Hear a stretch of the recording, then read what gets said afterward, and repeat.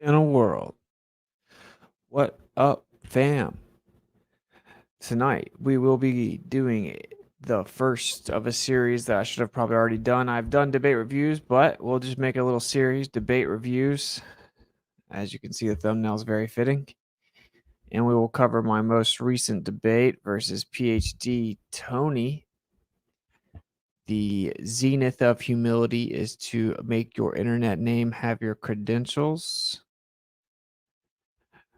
Retro Reister Gaming, $10 super chat. Debate was hard to watch. Was looking forward to hearing a good discussion, but the guy was just so angry the whole time. If people do not think the earth is a ball, don't act like they kicked your dog. Thank you for the $10 super chat.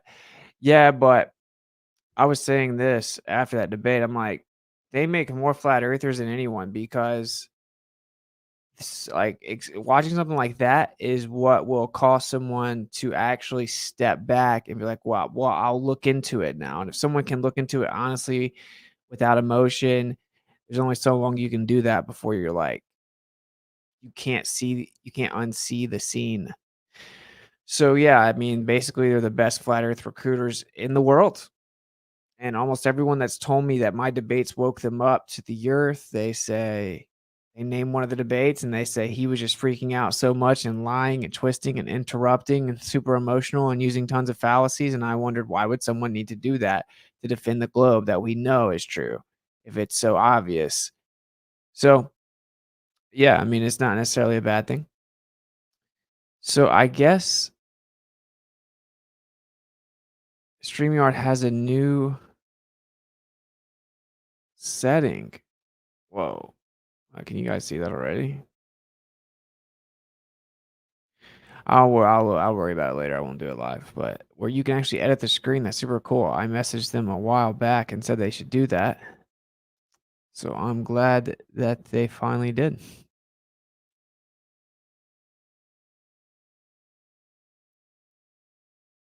Cancel.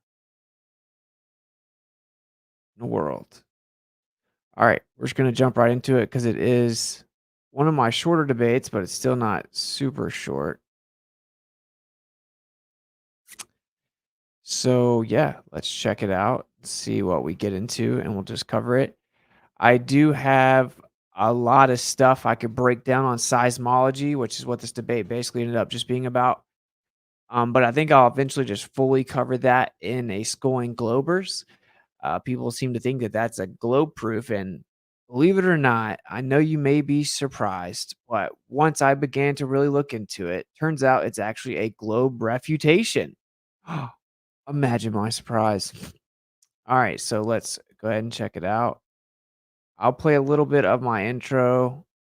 Um, I don't know if you guys saw it, but I think the intro is pretty funny. We'll definitely play the fallacy part, and then we'll get into it. I'll probably speed it up. Word, I will start your timer. How's it going? I'm gonna share that presentation there if that's cool. Oh, okay. I'll stop your timer 1 second. In the world. All right. Get that off the screen. All right. Whenever you're ready. Cool. All right. So here we go. Where do we live? Globe or flat is what I see the debate is called. So we'll get into it. So here's an overview. We'll cover the proper way to logically navigate the subject, followed by a logical examination of the two propositions. So we have a three-part presentation: fallacies, the globe, and then the true Earth.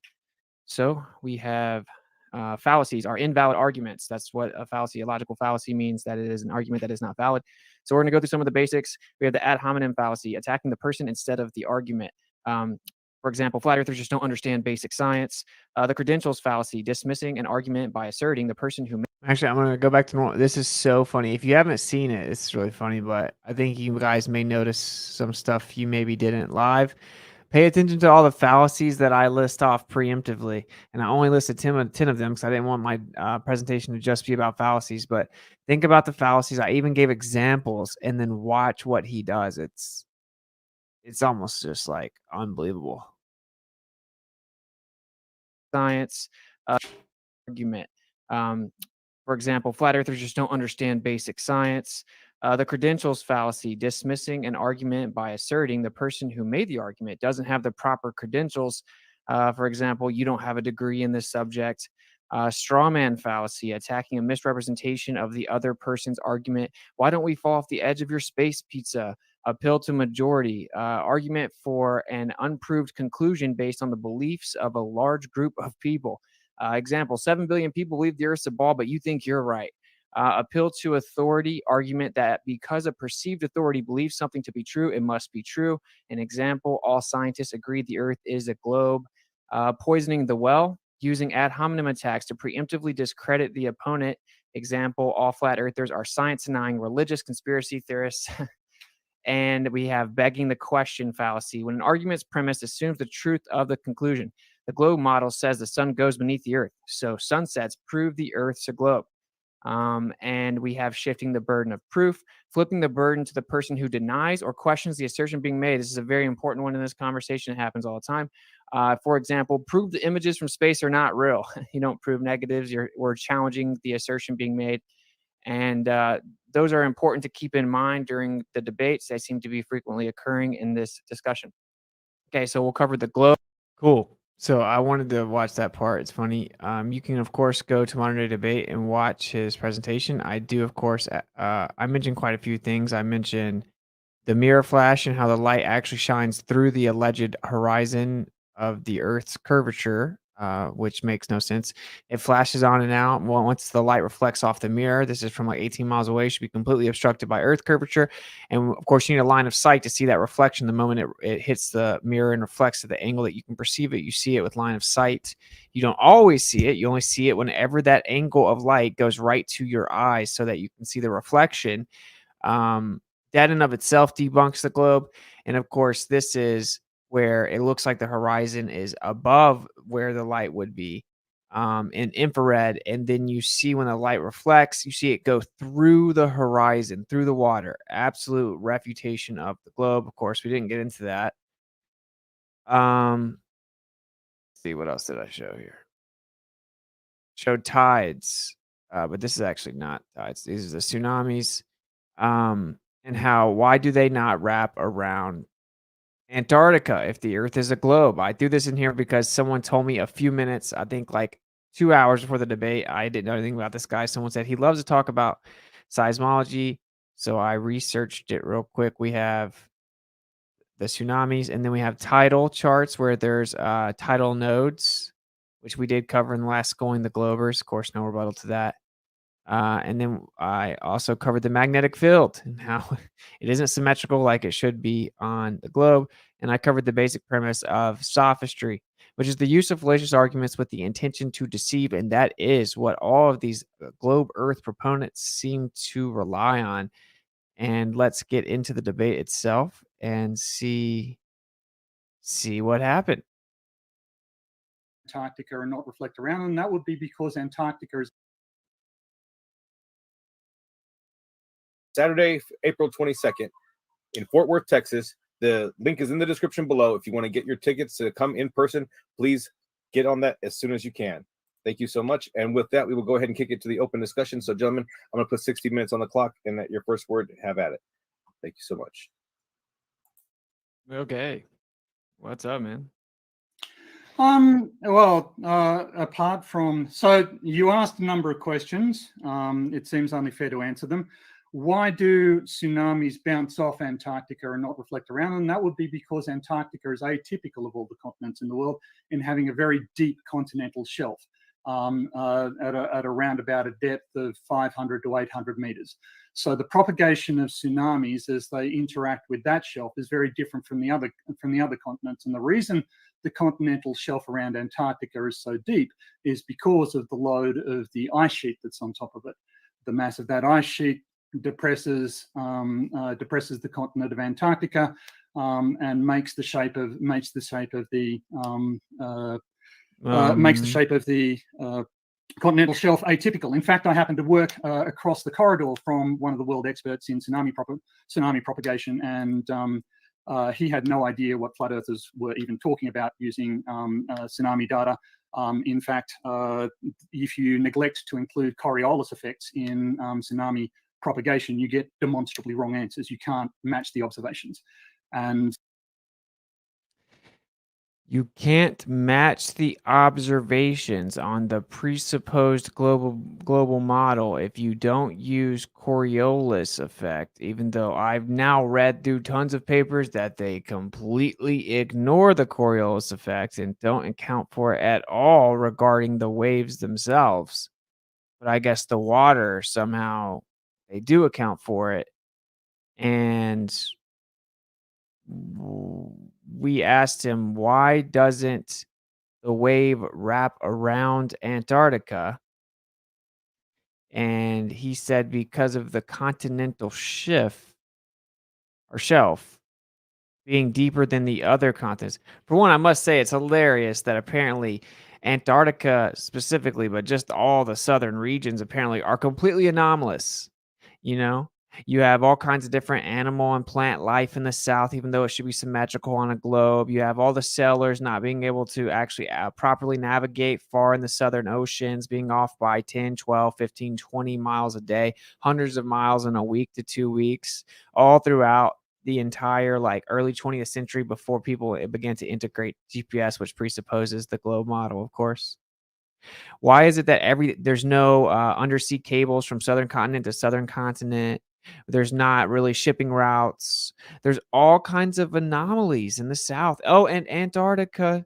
Oh, Antarctica. It's different than every other landmass in the world. Every other landmass and continent in the world has waves wrap around it, but not Antarctica. It's because of the continental shelf.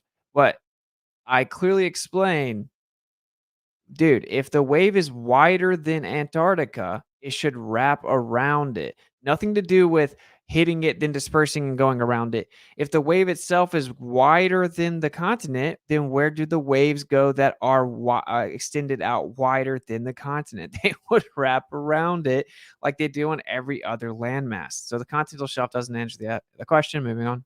All right. Let's just take it one at a time. That doesn't answer the question. If the radius of the waves is going all the way out to Antarctica, then there should be waves that wrap around it. So No. really, so there aren't. So the radius of the waves isn't greater than Antarctica. It will eventually get greater than Antarctica, yeah, but that depends on how close you are to Antarctica, what the ray angle is. And the amount of diffraction. I noticed that the particular tsunami your claim is that the propagation of tsunamis is inconsistent with a sphere Earth geometry.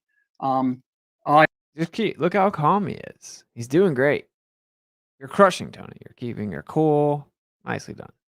I've talked to tsunami experts, and they say no, it isn't. Appeal to authority. I covered the fallacies. No. Yeah. Well, you left out one of the fallacies, which was delusion. So if we don't have authority, so if you were at a party, what did this dude just say? And I covered the fallacies. No. Yeah. Well, I haven't watched this or anything, so you left out one of them. And they say no, it isn't. Appeal to authority. I covered the fallacy. No. Appeal to authority because he's like, I talked to one of the tsunami experts. Like that would answer the question, and it doesn't matter. No. Yeah. Well, you left out one of the fallacies, which was delusion. So if we don't have authority, so if you were at a party and you walked up to somebody who said, I happen to be the greatest MMA fighter in the world, and you said, oh, can I watch any of your fights? And they go, oh, they don't let me compete because there's a conspiracy against me. Well, those guys seem pretty good. Well, that's all acted and CGI. And I also yeah, well, you got so mad. Yeah, well, you left out one of the delusion. That's a first, man. We're gonna get through this. We're gonna get through it. Great debate, one of your best. Thank you so much. The Science of Science to pretend our super chat. Much love. All right. Also happen to be the world's best sprinter, the world's best fighter pilot, and the world's best chess player. They just don't let me compete because they've got these weird things about qualifications and it's all a conspiracy against me. You are claiming personally to be the world's greatest cartographer, the world's greatest tsunami expert, the world's greatest seismologist, the world's greatest geodesist, the world's greatest geophysicist, the world's greatest seismologist, the world's greatest astronomer, and the world's greatest astrometer. If anybody came up to you at a party and claimed to be the greatest thing and also to have revolutionized our understanding of general and special relativity and to have overturned optics, you've claimed all of these things. and you have no qualifications. You have achieved nothing. You can demonstrate nothing in regard to any of these fields. You've got no publications. You've got no work. I'll be finished shortly. I think we should let Witsit have the floor for a little bit. Let's go ahead. All right. This dude just said I claim to be the greatest in all those fields. When did I do that? Yikes, bro. Straw man, ad hom, poisoning the well, red herring fallacy, complete non sequitur, hand wave dismissal, appeal to authority, credentials fallacy. He used all those fallacies already. Some of them multiple times already. I gotta do this. Okay. So you just brought up that I don't have credentials, thus I must be wrong. I literally that's called a credentials fallacy. It's okay to calm down.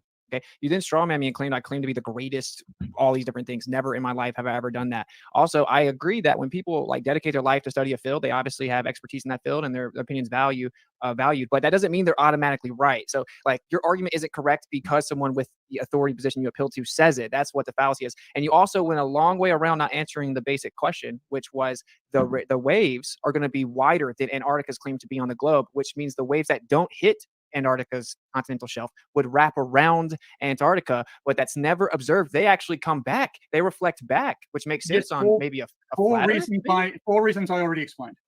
No. Okay. I just explained why his answer doesn't address the point. He said that when the waves hit it, instead of dispersing out and wrapping around, they bounce back because of the deep continental shelf.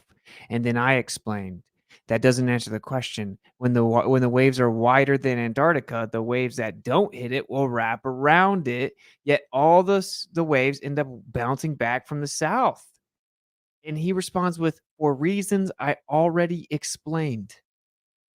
Yes, I did. I gave you the data, and your claim that just because I talked to my mate, that's not the issue.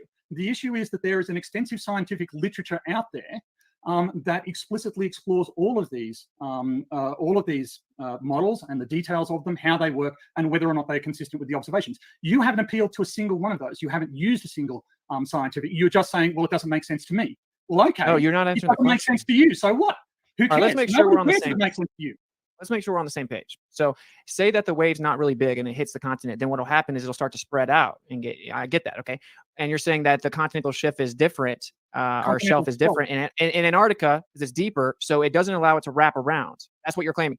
That's irrelevant. If by the time the wave reaches Antarctica, it's wider than Antarctica, then the parts that reach it are going to wrap around the continent. No, because the mechanical propagation of tsunamis is depth controlled. Right, the tsunami itself is not a uniform pressure wave from the bottom of the ocean to the surface of the ocean. Completely irrelevant, completely non sequitur.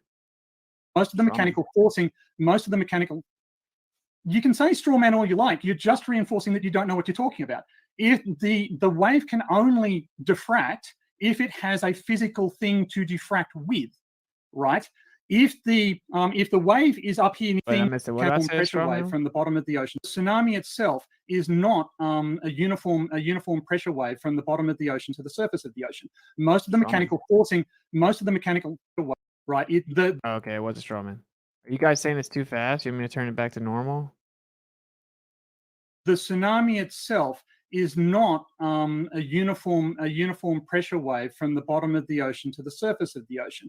Most of the mechanical... Yeah, it is a straw man. I never said that. I never said it was uniform from the bottom of the ocean to the top. He just pulled that out of left field and said it is not, as if he's rebutting my position, and I never said that. It's all fallacies, Mr. PhD. Most of the mechanical... You can say straw man all you like. You're just reinforcing that you don't know what you're talking about. If the wave can only diffract if it has a physical thing to diffract with, right? If the wave is up here near the surface and the shelf is down here, there will be no interaction between the wave and the shelf. Therefore, the depth of the shelf, and I understand that you don't understand what you're talking about, that's fine, okay? There you go. Let's use some more fallacies just to make sure everyone understands here, okay? You got waves. They're going to Antarctica. Okay. And if the span of the waves is wider than Antarctica, then they're going to continue out. And then what do waves do? Well, waves, they spread out. Let's use really simple hand gestures here. Waves. As the waves go out, they get wider. Okay. They're going to hit the landmass. This is the landmass. Waves. They hit the landmass. Well, the ones that don't hit the landmass, he's saying the ones that hit Antarctica all bounce back, unlike every other continent in landmass, because Antarctica is special. Okay. So the waves that didn't hit the landmass, it's wider than that. It keeps going. What's going to happen? These waves that are wider, they're going to continue, they're going to begin to fill in the gap that Antarctica was in, right? If these waves, because the waves constantly spread out. That's what waves do. So as you pass the landmass, these waves that are wider are going to keep going, and then they're going to fill in the gap in behind Antarctica because they're going to be constantly spreading out. So they're going to wrap around Antarctica. He didn't answer the question. And it's brave of you to admit it. But now, what is that, dude? I know you don't understand what you're talking about, but that's okay, and it's brave of you to admit it. Like, dude. now you're telling you just lied. You lied a few minutes ago. What you said you I called him out for fallacies quite a bit. Apparently, I don't remember. Both were ad homs.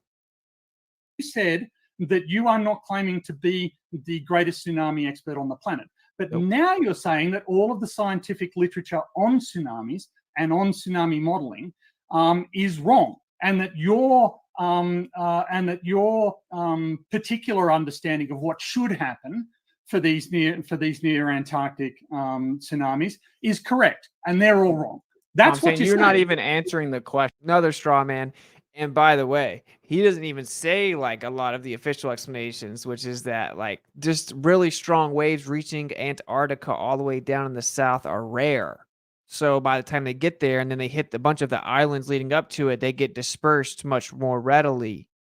And it still doesn't answer the question. It still doesn't even answer the question. There isn't even an official answer. So we can move on. We'll let the audience decide. You didn't answer the question. It's just objective. But I bet most people in the audience didn't know that there's one place that's an anomaly on the earth that all of a sudden tsunamis can't wrap around them, even though, of course, tsunamis wrapping around land masses is a well-known phenomenon. With a really deep continental shelf that has a... Is there an interruption fallacy? I was saying, even though, tsunami waves wrapping around landmass is a well-known phenomena, it's called a wraparound. That's what it's called. Massive great ice sheet on it. Yeah. Okay. Well done, mate. Okay, but the radius of the waves would be greater than the alleged circumference of Antarctica, so it would still wrap around it. No, you can just keep saying, "Nah." We can get more into only if it gets to interact with the continental shelf, which it doesn't because the continental shelf is too deep. That is so dumb. It would only go around it if it is able to interact with the continental shelf. Does everyone get what I'm saying? Here's the radius of the waves. Okay, radius of the waves. This is Antarctica. Okay, radius of the waves going to Antarctica. It's wider than Antarctica. So these waves that don't hit Antarctica are going to keep going past Antarctica. The waves that are outside of Antarctica are going to begin to continue to spread out as it passes this area, and it'll fill in the gap behind Antarctica, so it will effectively wrap around. There will be waves coming all the way around Antarctica. Very simple in a world. So it just goes through it. If you don't understand the physics of it, I'm not going to... does it reflect off of it? Yes, it will. I thought it didn't interact with it. No, it doesn't interact with the shelf. It interacts with the continent itself. So it bypasses the shelf, hits the edge of the continent, hits the shoreline, and then reflects off that. So all tsunamis reflect back from Antarctica, and none of them ever wrap around it. Is that correct? I wouldn't say that. That would depend on the origin of the tsunami and the magnitude of it. None of them ever wrap around Antarctica ever. You can claim that. You're claiming that one does. Where's your source? Where's your source? All tsunamis ever. So I showed a picture. this is a thing that oftentimes people don't get either. So if I'm saying that they never do it because I've looked and the waves that are way, way big enough, like plenty big enough to go around Antarctica, they don't. They all reflect back up from the south. Then what's up with that? That doesn't make any sense. So I'm like, I've never found any. The ones that should don't. So like they never wrap around. I cannot prove that. I cannot prove a negative. I cannot prove that something never happens. I cannot prove that Santa doesn't exist. So if you're claiming I'm wrong when I say they never wrap around Antarctica, then you just have to provide one single example that can be verified of them doing that. I could never prove a negative. It's basic logic. Of tsunami propagation, and I showed So did I. publications, and I showed publications of the. Okay. If So you don't know. Just so I'm share clear, it. who's saying that the tsunamis wrap around Antarctica? He's saying that he doesn't know if they do or not. He thinks that they do. So I'm like, okay, well, I've never seen it. You got some evidence of that? I mean, I'm pretty sure they don't. Like it's like a bring thing. up a screen right now, Tony. Yeah, sure. Just a second. Because we can get to. I mean, there's all kinds of problems with what you're claiming about earthquakes. Such as. Okay, so we have non-uniform wave velocity, anisotropy of the actual waves themselves. We have anomalous attenuation rates. We have shadow zones. You claim that the primary and secondary waves always disperse relative to the core and what they can penetrate, and they always do it, quote unquote. Objectively, they do not. I can drop all kinds of sources from Harvard and Stanford if that's what you would like. Let's see. Deformation of Earth materials, Introduction into Rheology of Solid Earth, Cambridge University Press, Temperature, Iron Content, and Seismic Velocity in the D layer, actually explaining that the anomalous D layer doesn't match the model's predictions at all. I have literally 10 citations right here saying that it doesn't always work, doesn't match the predictions. We have all kinds of issues with the core, with the mantle, with the in-between area called the D layer, where we have anomalous velocities of seismic activity that don't match the model whatsoever. Do you know? Now, what I want to do is I want to show you guys some of the notes I have. Like I said, I'm going to bury seismology in the future. I think that in the Telegram, by the way, you guys should go to Telegram. I have 3 Telegrams. I know you're like, oh man, what are you doing? But this channel's a little different. We cover lots of information. So we have t.me/Witsit streams. And that's where I'll drop all the resources about the stream that we're covering. That's where I'll drop the stream that's about to happen in case you don't get notified. And I'll drop all kinds of resources about my ongoing research as I start to compile it. So that's t.me/Witsit streams. I'll begin to put all these in the description. I keep forgetting. Then I have t.me/Miswits. MISWITS. That's where it's a chat. We all talk and drop information and go back and forth. So we're just a group of people. We all chat. If you want to talk to me, talk to anyone else that's in there. Jaron's in there, Dave Weiss in there, Karen B's in there. We got a bunch of legends in there talking, exchanging information. That's t.me/Miswits. I just started another one, and it will be t.me/Witsit. I think it's just t.me/Witsit.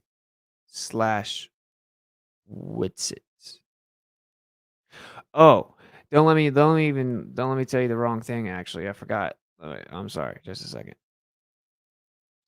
But I will just drop these in the chat. But I want to make sure what this is called in the world. t.me/WitsitGetsIt. And that's the new one. We have 77 subscribers. That's what I'm talking about, 77. So t.me/WitsitGetsIt. And that'll be where I'll just drop all kinds of information, like different memes and stuff about what's going on and stuff like that. Updates, relative, like just general updates. I'll drop them in t.me/WitsitGetsIt. So you got t.me/Witsit streams for stream resources, the PDFs, all this different stuff that I can drop. Then we got t.me/ so that's Witsit streams. Then we got t.me/WitsitGetsIt. That's where I'll keep you updated with everything going on. And then we have t.me/Miswits, and that's the interactive chat. Okay, so what I want to show you guys is some of the notes that I have here regarding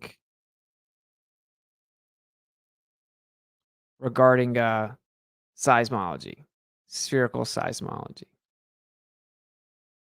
And these are some of them, but I obviously couldn't really get into it because of how insane that debate was. But let's look at some of this stuff here. So here are some anomalies. The existence of because again, what he said was that we know the Earth is a sphere because of seismology, and our predictions match the sphere, and they always work. What an insane claim. They always work. Someone's saying cherry picks, but they don't know what that word means. It's just a talking point, right? Cherry pick means I'm actually taking something out of a source, making a claim that straw mans the actual source. That's what cherry pick means. Write it down or something. I don't know. This isn't straw manning anything. You guys don't even know what cherry picking is. All right.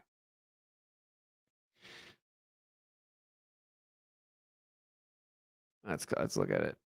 So here are just some of the anomalies with seismology. You have the existence of ultra-low and super rigid zones. Current models predict that the speed of seismic waves should be relatively constant in the Earth's mantle, but observations have revealed regions where seismic waves travel much slower or faster than expected.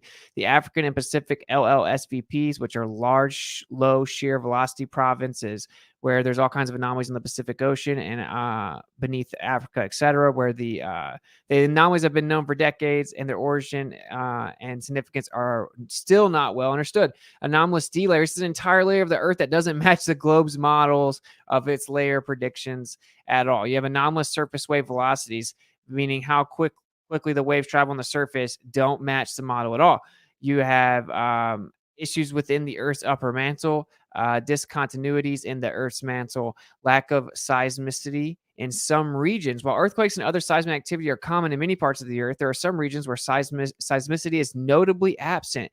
For example, the interior of continents and the stable interiors of tectonic plates have relatively low levels of seismic activity, which is not well understood. Theories about how PNS waves are generated, they don't even know how it works. Convection mechanism, SASI mechanism, PNS wave anomalies and discrepancies. Now, these are two of the conventions. This doesn't necessarily prove something. Let me make it very clear. Like, if you're coming up with a theory, you don't have to know all the answers. You may not know everything. That doesn't mean if you can find something that some field doesn't know, that everything in that field is wrong. That doesn't make any sense. That's illogical. That's not what I'm saying. First of all, I'm actually calling out this fallacious, false claim that it always works and they know exactly what's going on. They don't at all. But just wait until we get into some of the stuff that's on here, and you're going to see very quickly what the truth is. So we're going to keep, because like I said, I'll save a lot of this for the stream itself that we're going to do. So here they got P and S wave, that's primary and secondary wave anomalies. Again, you have the shadow zones, the P wave shadow zones. They're refracted when they pass through the boundary, blah, blah, blah. There's all kinds of stuff here that I have already, and I haven't even fully put together. I may actually start making presentations for School and Globers so we can have full-on, like, legit presentations. Now, I want to point this out, though. It's hilarious. Now, okay. While seismic waves are generally thought to travel at relatively uniform speeds throughout the Earth's interior, there are regions where wave velocity is significantly different than expected. For example, the speed of P waves, primary waves, in the lowermost mantle appears to be significantly slower than predicted by models, which could be related to the presence of dense mineral phases or other factors. In the spherical seismology model, it's assumed that seismic waves travel in straight lines from the source of an earthquake to seismic stations on Earth's surface. However, in reality, seismic waves can be affected by the Earth's internal structure and can deviate from a straight path, causing anomalies in the arrival times of waves at seismic stations. That's their alleged theory. Now, of course, hey, if what you think the Earth is wrong, that may have something to do with your predictions of whenever you see the actual the waves reach the station, huh? Maybe. Now, like I said, I'm not going to make this about this, but let me come. So look, the anonymously slow wave speeds observed along the Great Circle Path in the Western Pacific Ocean, particularly in the region of the Tonga Trench. This is one of the things that people bring up as evidence of the Earth being a globe, right? The Tonga explosion, which is believed to be associated with a subduction of the Pacific plate beneath the Tonga plate. So the wave speeds are way too slow there. The anomalously fast wave speeds observed along the Great Circle Path in the Atlantic Ocean, particularly in the region of the South Sandwich Islands, which is believed to be associated with the subduction of the South American plate beneath whenever it says that it's too fast or too slow, they're received at wrong times. They're not received based on the actual distance and relevant proportions that the globe predicts. So here's some examples. Yeah, 2004 Sumatra Anoman earthquake. According to a study published in Science in 2005, the seismic waves from this earthquake arrived about 2 to 3 minutes earlier than predicted at seismic stations in South America and about 2 minutes later than predicted at stations in Alaska and Hawaii. And like I said, we will get into the specifics and we'll look at where they are on the map and we'll really break it down, because honestly, them claiming that it proves the globe is the worst thing they could have ever done, because then it makes me really want to look into it, because believe it or not, true earthers just want to know what the truth is. So we see something that's allegedly evidence for the globe. We're like, whoa, what's going on? Let me figure out what's going on here. And then that backfires on you guys. Now, just in case you don't know, they say that the waves can go around the earth typically in 20 minutes, around the whole earth, 20 minutes. So 2 to 3 minutes is a huge deal. Okay. And when you start to poke and pull back at these layers of deception where they claim everything works, that's when you get this. You get like just them being furious. They get infuriated that you would dare question them, especially when they have credentials. Just a couple more so you can see here. We won't give it all away, but you have the 2010 Chile earthquake. They didn't arrive when they were in Canada, for example, when it was supposed to, right? You have 2011. You have all these different earthquakes we have, okay? And I will explain them. I don't want to give it all away. But 3 minutes, 4 minutes, that's a ton. That's a ton. If you're saying that they go around the entire earth in 20 minutes. And think about this. You have an epicenter and the waves are moving out from it. And you know where everything is on this supposed globe. And the globe is symmetrical, right? So it takes a great circle route. If there's something that's significantly closer to the epicenter than an area that's further away, but the area that's significantly further away is receiving the waves first, what's going on? Now, I'm not claiming that this is proof of anything per se, but when people make the claim that specifically that the arrival time of the waves on the earth matched the globe and proved the globe, whoa. Actually, we have waves being received, right? Arrival times that are way off of the globe predictions based on where the areas are supposed to be. So we're going to bury seismology in one of the upcoming episodes. A lot of people are asking me to do more than one a week because we have so much stuff to cover. I want to cover, I'll just cover that a little bit. Let me just go back to the debate. Sorry. I get sidetracked. I want this channel to really be informative. We may do more than one, but schooling the Globers requires work, especially if I'm going to start making presentations. So we'll see how it goes. A lot of people say that's like their favorite part and they want me to do more of them. Because we have I think the next one will be about how we see the sky and celestial phenomena. That would be tomorrow because normally they're on Wednesday nights. And then people want me to cover stuff like seismology. People want me to cover gravity being electromagnetic. People want me to cover like the globe throwing away the ether and covering all their cosmological issues. People want me to cover all these different subject matters. And I go into Telegram and you can vote on what the next one is, but we'll figure out what happens as to how many we do and stuff like that. But anyway, moving on, let's just get back to it. You know what the D double prime layer is? Can you explain the area between the core and the mantle? Okay, it's the area just above the core mantle boundary. And why is it? Why did he say that like he corrected me? He thought he was going to stump me, and then like, bruh. That don't match the model whatsoever. Do you know what the D double prime layer is? Can you explain the area between the core and the mantle? Okay, it's the area just above the core mantle boundary. And why is it anomalous? Well, because we have varying anomalous velocities, right, and actual dispersion. What does an anomalous? Why are you asking me questions? You claim that it worked perfect. I'm proving to the audience you made that up. It doesn't work perfect. Okay, well, yes, a model doesn't have to work perfectly. You said it always works. That's what you said. To be right. Okay. And why'd you claim it does? All models are wrong. Some models are useful, as opposed to the flat Earth model, which is useless. Except it can explain all celestial phenomena. We have to use that model to design aircraft, to design helicopters, to design military weaponry, to design electromagnetic weapons that we use in the military to shoot radio waves long distances with line of sight, horizontal radio, ground wave propagation, to build bridges, to do plane survey data, which is used as the base for almost all engineering projects to actually establish elevation based on sea level, to do barometry or barometric measurements, I forgot to pronounce it, where we send waves from the surface of the ocean down to map out the topography of the ocean, to actually do even what you claim to be doing with seismology. The way that they get their foundational data set is they actually look out 150 kilometers in each direction, assuming horizontal layers to actually try to look at what the waves are doing underneath them. Of course, they presuppose depths. So everything uses a flat earth model. In fact, the magnetic field works better. All of it works better. All of it.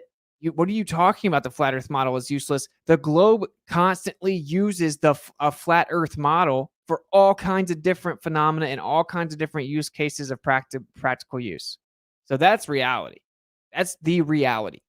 Oh, yeah. Well, the Earth's a ball, but in order to get elevation, we assume that it's level and horizontal and that we extend this horizontal line out adjacent to land masses. Oh, that's how we have to actually make measurements, is establish a local vertical plumb perpendicular to a plane. And we just treat it like it's locally flat, but it's actually curved. To fly our planes and to design our planes and design our military aircraft and our radar systems that the planes use to detect the enemies and everything. Plane. Flat earth. Why do you think that the military documents and NASA documents and everything, when it talks about aircraft and helicopters and planes, it says we use a flat earth model? How can you claim that a flat earth model is useless, yet it's required to engineer all of this technology? It's hilarious. You don't even have a model. Okay, well, let's just use the militaries real fast. It's just stupid. Okay, there is absolutely no practical application for which the flat Earth model is useful. Think about it, and if he hadn't incessantly interrupted me, I could have explained the stuff I just did, but I never would have got all that out. But nothing. It's not useful for anything. All technology ever, but whatever. Bullshit. Yeah. You're making that up. Horizontal radio propagation, radar technologies, the way that we fly planes, the way that we. You're just lying. You are just barefaced lying, and you know you're lying. Just got ad homs, man. Look at the spine. Just ad homs saying I'm lying and nuh-uhs, hand wave dismissals. Dude, how am I lying? How is everyone seen it, right? I mean, everyone knows that the military uses those. The globe's excuse is that they do it because it simplifies the math and makes it easier. What the? I'm on your face. Bullshit. all technology. Bro, I need people to help me out and cut. I want to start making edited, shortened versions of the highlights of the debates, and this one has tons of golden moments that are funny. If anyone wants to help me out with that, ever, but whatever. Bullshit. You're making that up. Horizontal radio propagation, radar technologies, the way that we fly planes, the way that we. You're just lying. You are just barefaced lying, and you know you're lying. Just got ad homs, man. Look at the smile on your face. You know you are bullshitting. And because you're using a lot of fallacies. You can't produce. Perhaps we can. You can't produce a single reference in support. All we have is you saying, "What the D double prime layer has a different viscosity." That's how we know it's there.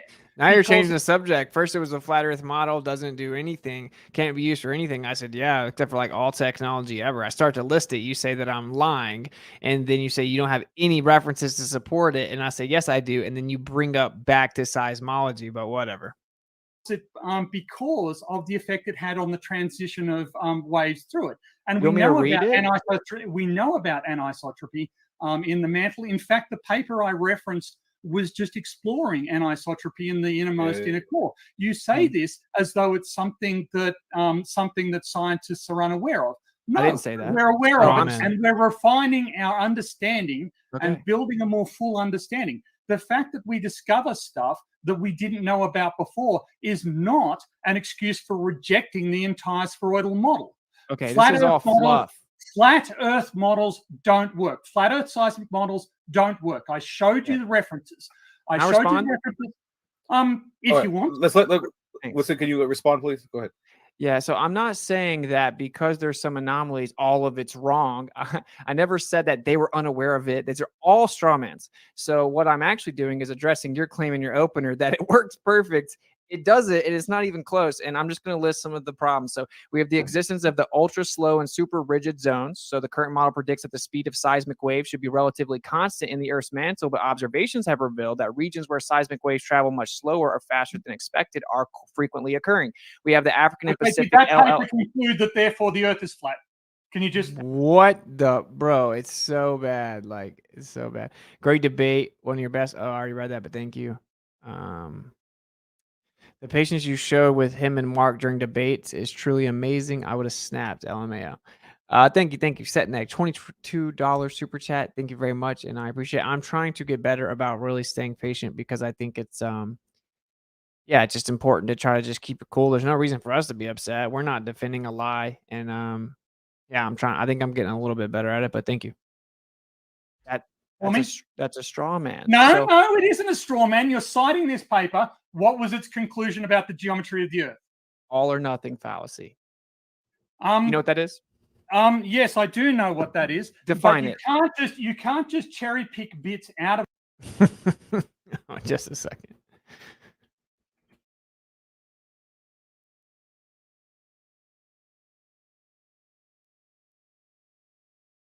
So you guys realize 3826.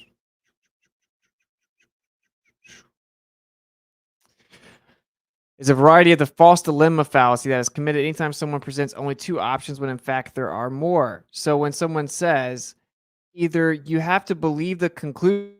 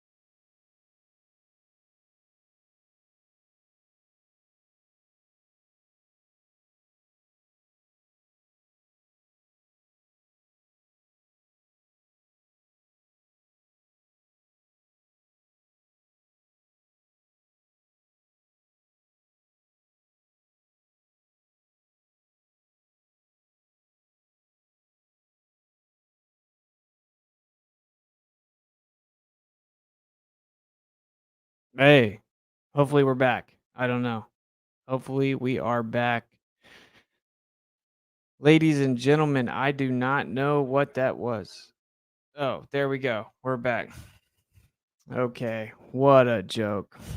All right, anyway, I was explaining that that's an all or nothing fallacy.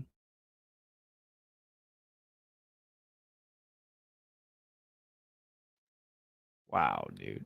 Sorry about that. It just like completely just stopped working. Everything, all the internet just like glitched out, completely stopped working. I just reset it and now here we are. Whatever.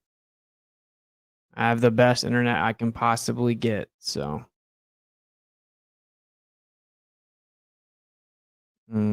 okay. Share. So yeah, he's basically saying he was like, "Oh, did that paper conclude that the Earth was flat?" Right? It's just an all or nothing fallacy. It's just really stupid. There's probably all kinds of different fallacies that is. To be honest, it's just the fallacy of being stupid. Like that's just insane. Like you can't invoke any source if you don't agree with everything in it. Now there is something called the fallacy of stolen concept. This is important to understand. It's similar to the idea of cherry picking. Now, what you guys will see is that these people claim that I cherry pick all the time. They claim that my sources debunk me. No, every single time I make a claim and then the person I'm debating denies the claim or challenges it, I then go support a source that supports the claim I had just made. So when I say no, within your own model, there are all kinds of anomalies. There are surface waves anomalies. There are PNS waves anomalies from all the way down. There are, D-layer anomalies. There are arrival time anomalies. Like, no, there's not. You're just making that up. Okay, I go get a source that says, look, even within your own model and paradigm, yes, in fact, all that I just said was true. Then you say, what do they think about the Earth? Oh, your own sources debunk you. No, my source literally proves me to be correct. It supports exactly what I'm saying. Same thing whenever I bring up Einstein and they try to say it's cherry picked. No, I said, you're misrepresenting relativity. You don't even know what it says, apparently. It actually says that things always contract in motion, that nothing's truly at rest. So everything is contracting in the direction of motion. But if you're in the same reference frame that the contraction's happening, then you will not be able to perceive it because it doesn't necessarily contract for you, as the prime length is going to be the same from where you are because you're contracting with it effectively. And that's what it actually says. You have to be outside of a different reference frame to see it. But it is not just an apparent subjective effect. It's actually no, you're just making that up. Oh, no, you're just cherry picking. I go then bring up Einstein, read it, and then show that it says that. And then they say, oh, it debunks you. No, it doesn't. It literally supports what I'm saying. So that's like a hostile witness, right? I'm pointing out, I have to correct you on your own position because you're misrepresenting it. And so then I support it.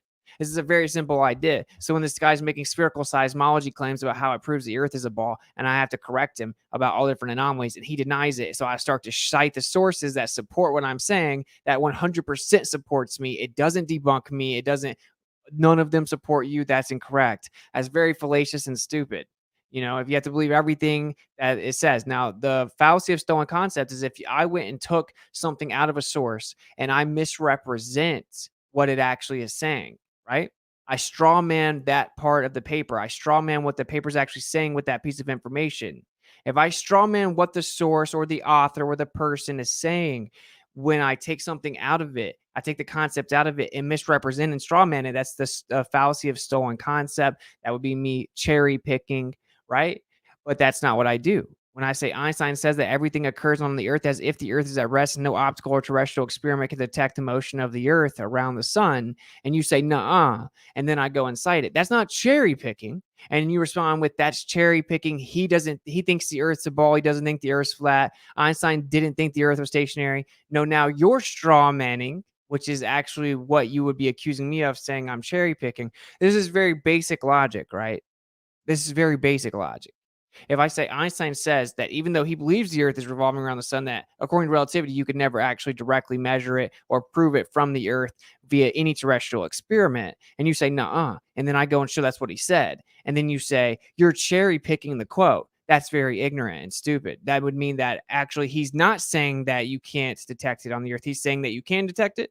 Okay, these are very simple things. But once once these people with lots of pride and ego, especially with their obsession with their credentials, if I explain that they're actually misrepresenting their own position, I have to correct them, and then they say nuh-uh, and then I go bring the source that shows that I was correct, they freak out. Instead of being like, oh, I'm sorry, it looks like I was wrong, they're like, do they think the Earth's flat? It's so stupid. And I'm just letting you guys know, like, you make more flat earthers than anyone acting like that. All right. Just so you guys get the whole thing. So we don't have to, he does this numerous times. So I broke it down for you guys. You're going to all, like, the dude in the chat said that I cherry pick. Dude in the chat said that my sources always debunk me. I just thoroughly exposed it. They'll still say it. They're still going to say it. he's still going to say this whole debate, right? So it's also like an all or nothing fallacy. So you don't have to believe everything that someone says to invoke them. Basically, you're saying like, if you're an atheist, that's an evolutionist, and then you invoke someone who happens to believe in God because he supports your point about electrons, you can't invoke him because he believes in God. So that means you must believe in God. What do you think about God? You see how stupid that sounds? It's just weird. Einstein certainly would not associate with the YouTube globe Earth experts. Yeah, no, he would find them super lame. He would, just like he thought Tesla was super smart. He would, yeah, it's just crazy. People that actually challenge the current understanding is what bright minds, quote unquote, gravitate towards. Thank you for gifting a membership. Setnag, much love. Gifted a membership. Whoever cops it grabs it first. I was about to comment great exposure, but then it froze. Thank you for the $5 super chat. Trevor, what's up, my brother? Thank you for the support and the kind words, bro. Hope you're doing good. Need to get that globe satellite internet. Yeah, for sure. All right, let's keep going. Conclusion about the geometry of the Earth. All or nothing fallacy. You know what that is? Yes, I do know what that is. Define it. You can't just cherry pick bits out of a paper that Define you barely understand, that you have no expertise to understand. And cherry pick it out. No, I'm not cherry picking anything. But I just defined that. I won't repeat them. I just explained that. Then say, fallacy, well, bro. Therefore, that justifies me in the conclusion that the Earth is flat. The topic under straw man debate is whether or not the Earth is flat. If you're introducing these publications must support your position that the Earth is flat, and they wrong. You claimed it always works. I said, no, it doesn't. You said I was making stuff up. I then brought up the citations that you specifically requested to support my claim that you were incorrect when you claimed it always worked. It doesn't have to say the Earth is flat. That's so remedial. Don't. Okay, that's incorrect. That's called an all or nothing fallacy. So I don't have to believe. Can you please show? I don't have to believe everything that a source says to invoke them. In fact, this is a hostile witness, and this is actually a rebuttal to your opening presentation's positive claim. Models were Calm perfect. down, No, man. it's a They see I'm about to break down the logic of it, and that there will be no way to rebut it. So they have to censor me. They have to interrupt and censor. You guys want to know why everyone on Debate on Modern Day Debate incessantly interrupts to the point where I end up having to interrupt just to get in? Because they know if they let me fully lay out my point, even if it's only 60 seconds, where I begin to really make my point, they're not going to like the conclusion being so inevitable and true. So they censor me. He does it the whole time. Everything that a source says to invoke them. In fact, this is a hostile witness, and this is actually a rebuttal to your opening presentation's positive claim. You see, like it was about to hit the cowbell. Hostile witness, and this is actually a rebuttal to your opening presentation's positive claim. That seismic models were perfect. Down, no, it's a rebuttal. It's a straw man using your own terminology. Sentence. Tony, I didn't say. I know, but just let him finish the sentence, then you can refute it. Go ahead. You invoked this as evidence the Earth's a globe, and actually you claim exclusivity, that it would only work on a globe, and we know so because of the verifiability of it. But actually, that is not true. I didn't say these people think the Earth's flat. I didn't invoke. Michaela, hey, shout out to Michaela. Thank you for gifting a membership. Much love. This is evidence of flat Earth. I'm rebutting your inaccurate claim to the audience that it matches the globe perfectly, or that it's close to perfect and that it can only work on a globe. No, I only got through one thing on the list, and you freaked out. I didn't say, but you're attributing to me. Okay, I know all of the stuff that you're about to say. Right? There are low viscosity zones. There are high viscosity. What fallacy is that? It's slipping my mind. I know all the stuff that you're about to say. Wow. Zones. Yeah, mate. I studied seismology for my PhD, right? You're not telling me anything new here, right? And you are presenting things that aren't known to the general public, but seismologists all know. And there are no flat Earth seismologists. We can prove using seismology the geometry of the Earth. I know a flat Earth seismologist. So what does that mean? What does that have to do with anything? Introducing, show me his publications. I'm not saying his name. And this is where the psychopathic anti-flat earthers are just foaming at the mouth, desperately wanting me to reveal the guy's identity so they can harass him. They can call his work and try to get him fired, try to publicly humiliate him, try to mock him, and try to intimidate him away from ever even uttering the idea. And you know how many people I know with professional careers that are very respectable, credentials, experience, that think the earth is a stationary topographical plane and that there's an ether? You know how many? They can't even come out and say it because of people like this guy who would ridicule and mock him and publicly humiliate him and jeopardize his livelihood and ability to provide for his family. Just like all these other anti-flat earthers who used to call places that I've even had business, ongoing business with, that have called all kinds of people with my friends, right? Like trying to get them fired, harassed them, got them fired. Dude, it's insane.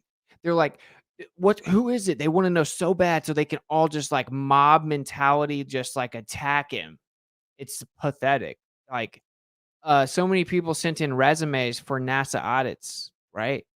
And I have like all their professional credentials and their identities and stuff because they know they can trust me because I'm not going to say it.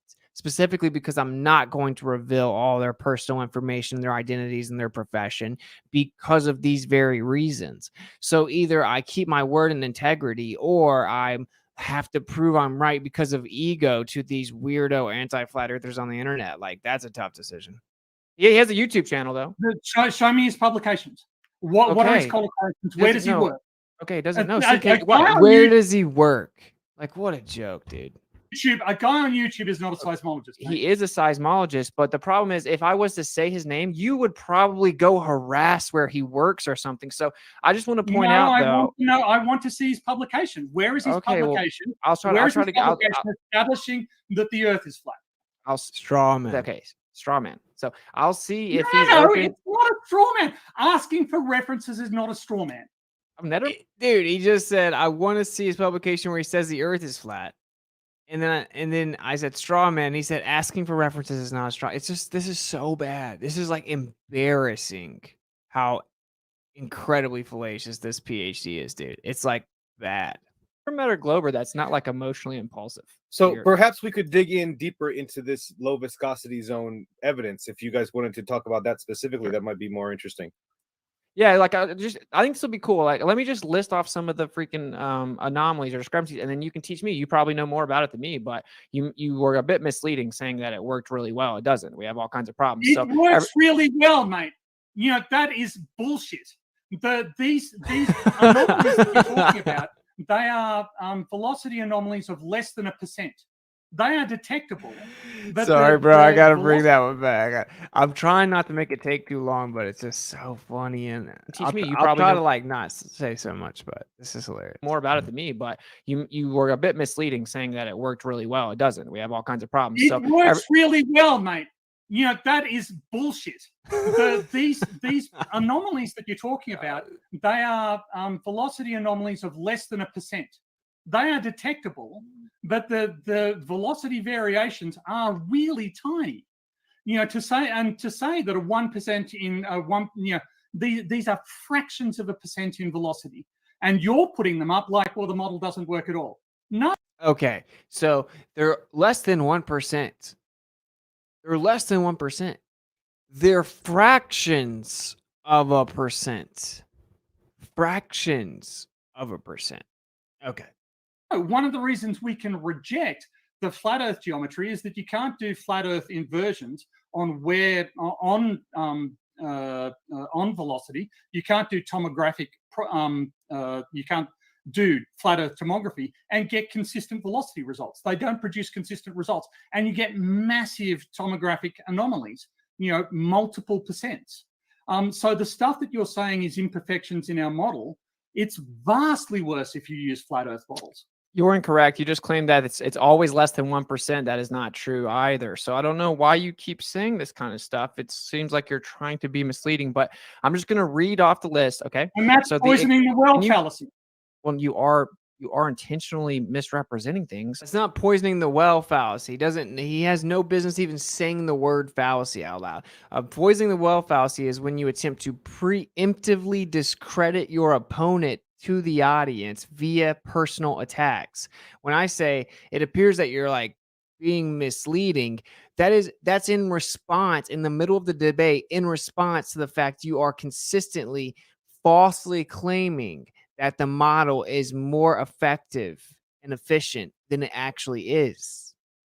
You're misleading the audience. You're using sophistry, which is fallacious arguments with the intention to deceive.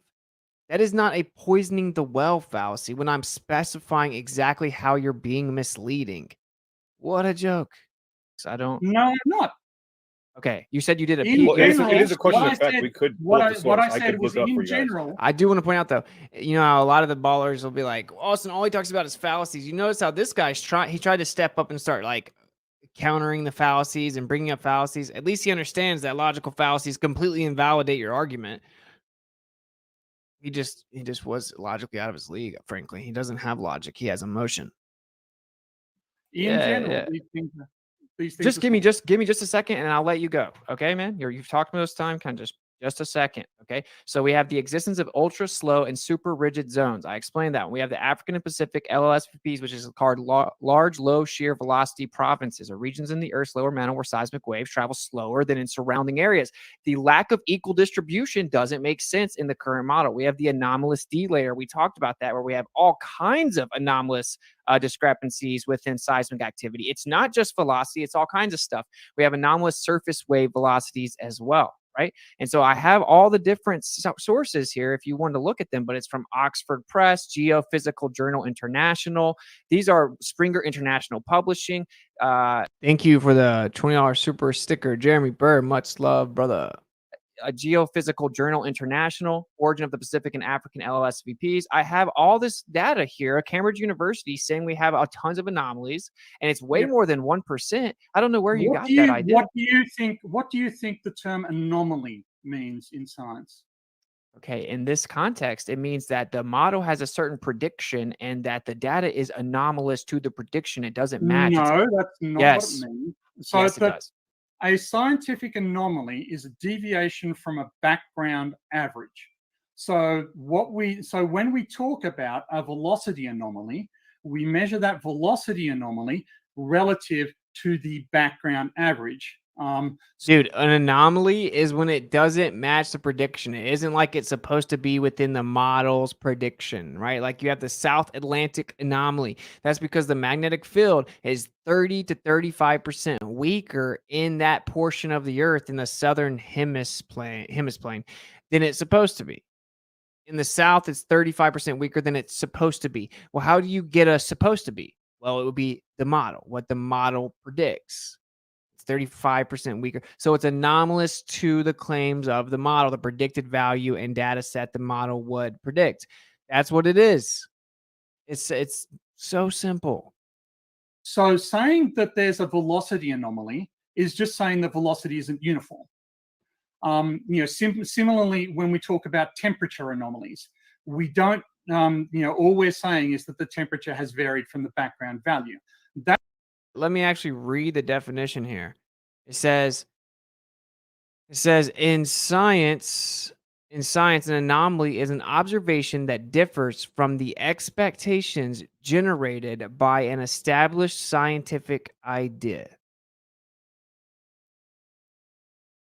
Okay, that's from California, Berkeley. So, that's what the scientific definition of anomaly is. No, it's not. And the same is true with gravity anomalies. We're not saying that seismic models cease to work. We're not saying that gravitational models cease to work. What we're saying is that there is a deviation from uniformity, and we don't expect uniformity because we can see from the surface of the Earth, Earth's properties are not uniform at the surface, and we can see, from the existence of mid-ocean ridges, subduction plates, etc., we can see that it's not uniform at depth. Completely So- different. Isotropic, it's much more homogeneous and isotropic in the underlayers of your own model as opposed to topographical obstruction. That's not the same at all. It's entirely different. If you understand what gravity in the geodynamo model was, you would know that it's much more isotropic and homogeneous of a predicted model. In addition, you claimed it was 1%. And I have a citation here that's saying that he would have never responded at that point, right? Like based on their prediction of their gravitational coalescence of the sphere they claim that you inhabit, right? And then you have the geodynamo model with the core, specifically the outer core, actually creating convection currents moving through this. There should be a homogeneous isotropic, that it just should be the same, a pretty even distribution from the center out. Right? Could there be some fluctuations here and there and different compositions? Sure. But it should be homogeneous and isotropic, generally speaking, from the center out, according to their model. Topographical differences is in no way the same. Topographical variance is entirely different than inside the spherical core and out, right? Like inside the actual sphere. Duh. Over 40%. So that seems a little different. Okay, I'll drop you the citation. So, like, do you agree that you maybe misspoke, that it's not always under 1%? It says this represents. Well, I would if there are anomalies that large, they must be extremely localized. Okay, so we have P waves, of course, for the audience, primary waves, in the lowermost mantle. That's about 4 to 5 or 4. It must be entirely localized because, as he concedes later in the debate, that's the only place you can really use instruments to try to make direct observations. And when you then extend it out via models and calculations, assuming what the model predicts over larger areas. So what a safe thing to say. Oh, well, that must be a localized area because we won't ever let our output actually be that anomalous when we make calculative model assumptions. Oh my gosh, how profound. 0.5 to 5 kilometers per second. Don't you do this. Don't you do this. In a world. Extremely localized. Okay, so we have P waves, of course, for the audience, primary waves, in the lowermost mantle. That's about 4 to 5 or 4.5 to 5 kilometers per second, while models predicted the speeds of about 7 to 8 kilometers a second. This represents a velocity discrepancy of about 30 to 40% compared to model predictions. Okay, so of course, yeah, 4.5 kilometers a second, 8 kilometers a second. That's about 40%, right? So it's like 4 to 4.5, 7 to 8, so 30 to 40% is exactly what I said. And he says no. First, it was just less than 1%. Now it's like, oh, well, it must be localized. Then later he says a 7%. Then he got in the comment section after that and claimed that it in the paper, after arguing 3 different times, that it only says 7% in the paper and I made it up, having all these anti-flat earthers just spamming me with the fact that I made it up and couldn't prove that it's actually 40%. Even though I said the data right there, it's 4.5 kilometers a second and 8 kilometers a second. You can tell that's clearly 40% discrepancy if you could do basic math, right? Because what is half of 8? It's 4. So if it's 4 to 4.5 and 7 to 8, that's 30 to 40%. And then he gets in, I said 30 to 40%, you heard it. He gets in the comment section after this debate and he says, your own source says it's only 30%. You lied about your own source. Like what? Oh my gosh. This represents a velocity just predicted the speeds of about 7 to 8 kilometers a second. This represents a velocity discrepancy of about 30 to 40% compared to model predictions. I'd like to see that paper. Okay. So where did you get the less than 1% thing? Well, I looked up tomographic results for the upper mantle. Okay. They agree to within less than 1%. So, I didn't make that claim out of thin air. And I would like to know the other question that I have for you is, what is the geographical scale of this? You aren't giving me the paper. I will drop the paper for you in here, but like the point is that you're you're insisting on debating something and then not giving me access to the paper. I just said I have like 10 papers here that he wants the paper like instantly in the middle of a debate within 3 seconds. What a joke, dude. support everything I'm saying. I just said I'll drop them. You mean to No, drop them in they the string don't. None of them support anything that you're saying. What you're They saying, do. None of them support anything that I'm saying except exactly what I just said, which is that it reported a 30 to 40% anomaly after you said it was less than 1%. Then you later changed it to 7%. And then you end up saying in the comments that it was only 30%, which is what was my original claim. None of them support anything that you're saying except exactly what you literally just said. yeah, unless what you're saying is there are minor variations in the spheroidal model.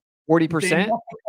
Then yes, that depends on the geographical scale that I can't comment on because I don't have the fucking paper, because you can't put it in the chat apparently. Because yeah, I can. I'll drop them all in the chat, but I want to make sure I'm giving I you only specific... want the one with the 40%. Don't drop them all. I'll be here Okay. all day trying to read them. I want Okay, one there you go. paper. It's in the private chat, bud. There you go. What is wrong with this dude? Even cited for you. Okay, so let's just kind of recap here, right? So like in reality, the mechanism for these waves isn't even agreed upon. They don't even know what the mechanism is. I want to make sure I don't misspeak. So I have like the notes I took here, right? There are all kinds of different proposed mechanisms that aren't even, you have the acoustic mechanism, the convection mechanism, the standing accretion shock instability theory to propose the mechanism. They don't even agree how it works. Now, the anti-flat earth proponents, what they do is they bring this up to say we know exactly how the waves work, the primary and secondary wave, the P and S waves in the earth. We know exactly how they distribute. We know what exactly the layers are, and we know that it goes through the globe and we can predict it every time. In reality, that does not happen. What they classify as primary waves go where they're not supposed to go, and the same goes with secondary waves. So the waves that aren't supposed to penetrate the alleged core do penetrate it. We have all kinds of discrepancies with the velocities, up to 40% in certain areas, right? We have all kinds of discrepancies. They don't even know the mechanism, and then there's an entire layer between the core and the mantle where everything is off. It's completely chaotic and unpredictable. So, and then that's why I pointed out, in fact, Earth. Hey, if you were wrong about what the Earth actually is, and you were wrong about the model that you claim to interpret earthquakes with, then that would probably make sense that all of your predictions don't work and everything's anomalous and you can't figure out what's going on and none of the actual predicted values are observed. You would have this long list of things that can't be worked out with supercomputers and all the universities and decades of trying to figure it out. That kind of makes sense if you're wrong about what the Earth is, huh? Earthquakes causing tsunamis don't help you because the tsunamis never wrap around Antarctica. It makes more sense in our situation where they would bounce off of Antarctica. So you've created some narrative where it makes sense in the globe. But you say this, you assert this, and you've got absolutely no observational evidence supporting it. I showed tsunami travel times compared with sea level records. I did it in my presentation. We take observations. You're just making assertions. You don't use observations. This Garnero et al. Paper reckons that 7% is the size of the P wave. Is the size of the P wave anomaly. Wrong. Blatant lie. Blatant lie. It's 30 to 40%. It does. Read the abstract. Oh, so you didn't even go to the citation. You read the... See, this is the problem. Mate, in 2 minutes, I can't read an entire scientific paper. Then why are you making claims about it? And I thought I had gave him the specific page, you know? Like, why? If you can't read the whole page, why are you trying to correct me about what I said about it then? But I cited it, page 149 through 158. I'm pretty sure it says it right there. I don't know why you're like... that's the entire paper, mate. Okay, well, it says right here that it predicts 4.5 to 5 kilometers a second compared to the prediction of it predicts 7 to 8, and it was measured 4.5. So that's more than 7%. Measured. How did they measure it? A seismometer. A seismometer. Okay. Cannot measure velocities at the core mantle boundary. Oh, what did they use to measure it?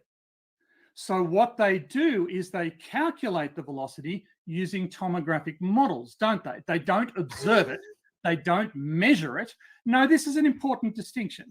They do a calculation from the things that they can observe, right? They can Wow, we got to the... Go ahead, sir. Well, if you're not interested in having it explained to you, that's fine. No, it's hilarious. You see just the difference, dude. He tries to act like he's like I'm like, I thought he was done, started talking. He kept talking. I'm like, oh, okay, I'm sorry. Go ahead. Right. After he's interrupted me 30 times. And then he's like, oh, I was just kind of BSing. So since he's interrupted, I can take that and act like a victim. Well, since you don't want to have it explained to you, I'm like, I literally yielded the floor for you. Like, go ahead, because I want to hear this part explained. He just said they don't actually make observations.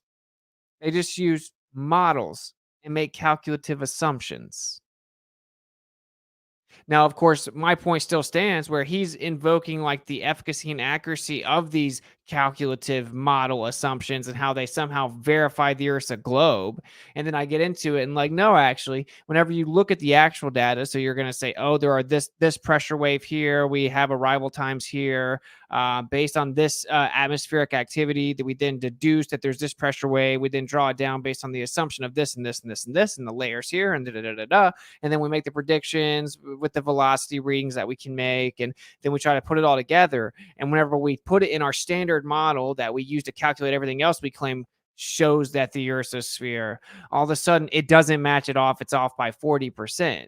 So using your own pseudoscientific reification fallacy, calculative model assumption nonsense, it shows that your model doesn't even work within that theoretical pseudoscience framework, which is the entire point. And you misrepresented it. And now you're just trying to somehow flip it on to me as if, like, I don't even know. Like, I claim that this proves the Earth's flat or something. It's weird.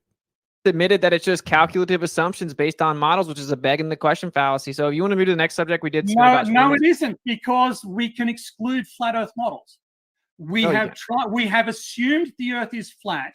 We've tried to model it assuming that it's flat, and it flat out doesn't work. We tried to model it assuming a globe. It doesn't work. Yes, it does work. I just told you why it doesn't work. No, you didn't. You cited a bunch of scientists who don't agree with you. And this is where we get back to the delusion aspect. Such a fallacy. You think it doesn't matter what the scientists agree or disagree with. That's what he doesn't understand, bro. It's okay. It's based on empirical evidence. But you got to admit, it's funny, right? It's like we assume that it's flat, and flat out doesn't work. Well, actually, no one's put a ton of time, and universities work all over the world for decades with billions of dollars and millions of dollars in grants, trying their best to explain this activity on a plain Earth without making assumptions below 8 miles because it can't be verified, which would be the more reliable scientific way to go about it. Would be just to try to detect the waves. And this would be like a very speculative field at best anyway, right? But like no one's done that. No one's tested the flat Earth like that at all. None at all in seismology. It's all spherical seismology for like its entire history, effectively, for like any extensive research. So we can't get it to work doing that. It doesn't work. It doesn't match predictions. It's a double stand. Like, we tried to make it a flat Earth. No, you didn't. That's just such a lie. What actually happened is when you make real observations and vibrational like readings and pressure wave readings, and then you do it in small increments, kind of like plane surveying, you can get much more accurate, consistent results. Assuming up to 150 kilometers in all directions, horizontal layers, they have a much more accuracy with their predictive capabilities, assuming that the Earth's a plane and going down with horizontal layers. It works way better. But when you start to extend it out beyond that, it gets anomalous. Yeah, because you don't even understand the phenomena. You don't understand electromagnetism. You don't understand the dispersion. You don't understand the vortex within the magnetic field, the magnetic flux lines, the actual flux of the magnetic field itself, the actual latitude or proportional relationship within that magnetic field, how these electromagnetic fields are going to dissipate within that. You don't actually fully understand the fluid/solid land relationship of the propagation, the efficacy of propagation relative to the densities. You don't know all this stuff. So, of course, you can't extend it out immense distances just taking a few measurements and making calculative assumptions. That's pseudoscientific nonsense. Okay, that's what the reality of the situation is. And you didn't try to map out the whole Earth like a plane. No one's ever done that. We tested the flat Earth, it didn't work. Wrong. We tested it like it's a globe and it doesn't work. Still doesn't work. Can't even make it theoretically make sense with pseudoscientific assumptions and supercomputers. I know I'm kind of doing a lot. Sorry, we'll move on. You think that you are capable of analyzing and properly interpreting these papers. and you aren't. You cherry pick bits and pieces out of them, and then you present them as though you fully understand it, as though the authors would agree with your conclusions, how you have interpreted the data. But you have no qualifications that would permit this. Instead, you have delusional self-confidence. Credential fallacy. So I have no credentials that would wait. Let me not misquote exactly what he said. Qualifications that would agree with your conclusions. How you present them Wait. as though you fully understand it, as though the authors would agree with your conclusions. As though the authors would agree with my conclusion. They would agree specific with my conclusion 100% that this was an anomalous reading of 40%. That's one example. Wait till I just bury seismology and scoring the Globers whenever we get to it, right? I'm just going to bury it. Absolutely bury it. Okay. But yeah, they would absolutely agree because that's what they said. That was their conclusion. That's what they said. So of course they would agree with it, but it doesn't matter what they agree with. Just because someone says something doesn't mean anything. We're looking at your own data, and it's actually built upon models, and your own models' predictive data doesn't match it. So yeah, they would agree with what I said actually, but he's trying to straw man it as if I'm saying they will agree with my conclusion in all, like overall in this debate about how the Earth's actually flat. That's a straw man fallacy. And you just lied about how they wouldn't agree. They absolutely would agree. So moving on. How you have interpreted the data, but you have no qualifications that would permit this. I have no qualifications that would permit it. Credentials fallacy. You cannot be correct because you don't have the credentials to talk about this. I literally put it in my presentation. He proceeds to do it over and over. Instead, you have delusional self-confidence. Ad hominem. Delusional self-confidence. So let's finish it off with an ad hom. In like just a couple sentences or like one long sentence, he just uses multiple layered fallacies. It's crazy. That you can read stuff that is meant for actual specialists. All fallacies. No, all true. Ad hom fallacy. If you turn up at an airport and tell them that you've read the manuals and you should be allowed to fly a plane, what do you think they're going to do? Are they going to let you fly a plane? If you turn up at a hospital and tell them that you're the world's greatest brain surgeon and they should let you operate, do you think they're going to let you do it? No, they're going to want to see your qualifications. You don't have any. If you don't have any, appeal to credentials. Credentials fallacy. If you don't have any qualifications, then let's see your achievements.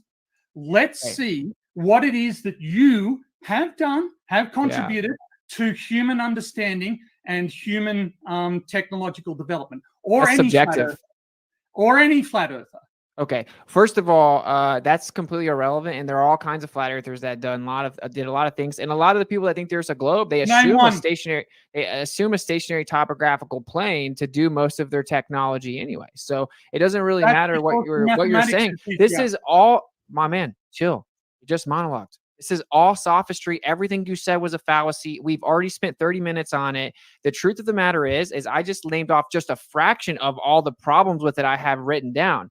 You misrepresented the truth in your presentation and acted like the model works perfect and debunks flat earth, but that is not true. I didn't say the model works perfect at any point, and you keep on repeating works every time. That's what you said. What I said was works always.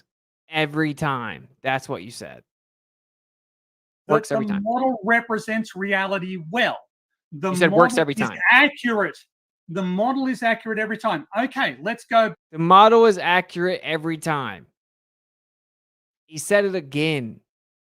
So whenever I'm like recapping, I say you're acting like the model works perfect. I didn't say the word perfect. You said always works every time. It doesn't. I refuted it, and I could have kept going. Back to let's bring up the PIK. PIK IP waves. You brought those up. Okay. Right. I'm sorry. I can't understand what you guys are saying right now. I'm just saying. I want specific, instead of like these like big, like, oh, you don't do anything. All the like, let's get into the specifics, right? Like stop using all kinds of fallacies. They don't make you pass logic for a PhD, I guess, but it's just a bunch of fallacies. And you personally attacking me is just wasting time. I don't have a lot of time tonight. So you want to get into specifics? Time, so let's get more add-ons. Yep. Add-ons. So we have PIKIP, right? We can actually show up. Here are an infinite number of Are you sharing the screen again, Tony? I Really will can't see try it. and share the screen. Okay, so PIKIP wave amplitudes do not match the predictions. The atmospheric conditions mess them up. You have the wave frequencies not being consistent, and you have the wave polarization being inconsistent with the model predictions. So even the PIKIP waves you brought up don't work. The P and the S waves, they aren't like some The amazing model mere that always works. existence of PKIKP waves proves that the Earth isn't flat. No, Wave What a ridiculous claim, dude. And we'll get into that in the seismology scoring the Glovers thing. I'll put together a presentation. It's a lot of information. Honestly, like it's a lot of work. Basically, I have to like explain like entire fields in like a couple of hours. And there are people that say I should, invest all that time into it and should not be able to pay my bills or whatever. But I got you guys. We're going to make entire presentations. We're going to bury it. I'm trying to think about how to title them so they can be categorized. So you can actually have a reference of specific subjects, but we're gonna really lay it all out. But he just didn't think that I would have prepared with specifics about it, and I didn't even watch his videos on it or anything. I just went and looked into seismology diligently in the little bit of time I had allotted to look into it, and it was bad. It was bad, bro. Like it doesn't work at all. Just wait till it's going to Glovers. It's so funny. You saw some of the notes that I have. It's just gonna get way worse. that goes through the Earth from the source to the other side. We're not going to do the question and answer. I think he screams and freaks out more there, but there's just no way because I'm taking forever. And I also want to show you guys another paper real fast that I found I think is funny. Be on a flat Earth, can it? First of all, you're assuming it's going down vertically through an assumed spherical model and assuming the density layers and the elemental composition of those layers. And you're using a horizontal sedimentary layer model that's been debunked. The elemental composition has nothing to do with it, mate. That's incorrect because that's directly relevant to the density. Your density layers, you're using a sedimentary horizontal layer model, which has been debunked. It's been debunked. He's going to say, I don't understand sedimentary has nothing to do with it. Yeah, you're using the base geological model, which is built upon the idea of different layers, including sedimentary layers. They actually use horizontal layers, and they use different density layers, which is built upon the understanding of elemental composition based on those conditions. Your sedimentary model layer has been debunked. Can you see this presentation? Do you need to assume sedimentary layers for it? So there's nothing about sedimentation in this. Well, in reality it is because they use the base geological understanding of the layers of the Earth, right? And they have sedimentary layers in it. And there's something which we'll also cover this too, which is so many topics to cover, man. That's what's so crazy about flat Earth. It's like so many topics, true Earth. But anyway, there's something called the Great Unconformity. So if you guys know like PhDs with geology, astronomy, astrophysics, physics, nuclear physics, quantum physics, atomic physics, seismology, I just said geology, anything like that. If you have any connections, like have them come on the show. We're going to start like a qualification type of setting where like once a week I have somebody with some credentials come on as a hostile witness, basically, right? Call it whatever you want to call it. And it's like, oh, the flat earthers think that debates are like courtrooms. Yeah, that's right. The globe's on court. You guys have the burden of proof. So you don't use horizontal sedimentary layers inside of your model? We use you don't know what sedimentary layers means. What you mean to say is this a radially symmetric model that's being developed? No. Yes, it is. No, seismology is with exactly geology. No, seismology has nothing to do with geology. Really? Seismology has nothing to do with geology. Bruh, how do you think that you mapped out the layers of the Earth? Are you kidding me? Seismology has nothing to do with geology. It's built upon geology at its foundation, bro. Really? So the layers of the Earth has nothing to do with it? Yeah, in reality, yes. Okay, but there's something called the Great Unconformity. Before we move to the next point, let's hear what he has to say with this. So we can get off the screen. It's so funny. So it has nothing to do with geology. Oh, so layers of the Earth have nothing to do with it? Well, yeah, in reality. And I wanted to make the point there's something called the Great Unconformity, right? Which I got sidetracked a second ago, which is where they claim there are all these, funny enough, horizontal sedimentary layers. They build their theories of evolution and all this different nonsense upon this idea. The Earth's 4.5 billion years old, and then we evolved from, all this nonsense. Rocks and rats and strawberries have the same common ancestors as us, and blah, blah, blah. Okay. So they say, like, look, there are layers to the earth, and that's how we know how old the earth is. And it layers down from now all the way down to 4.5 billion years ago. We're going to see all these different layers of the earth. Now, in reality, there are areas on the earth that, using their own like pseudoscientific radiometric dating assumptions and all that nonsense, when they look at it, again, so there should be like young, more recent layers going down to older layers, right? Well, in their paradigm, they have discovered that there's like a layer that's supposed to be super old with a really recent layer right on top of it, with billions of years missing in between.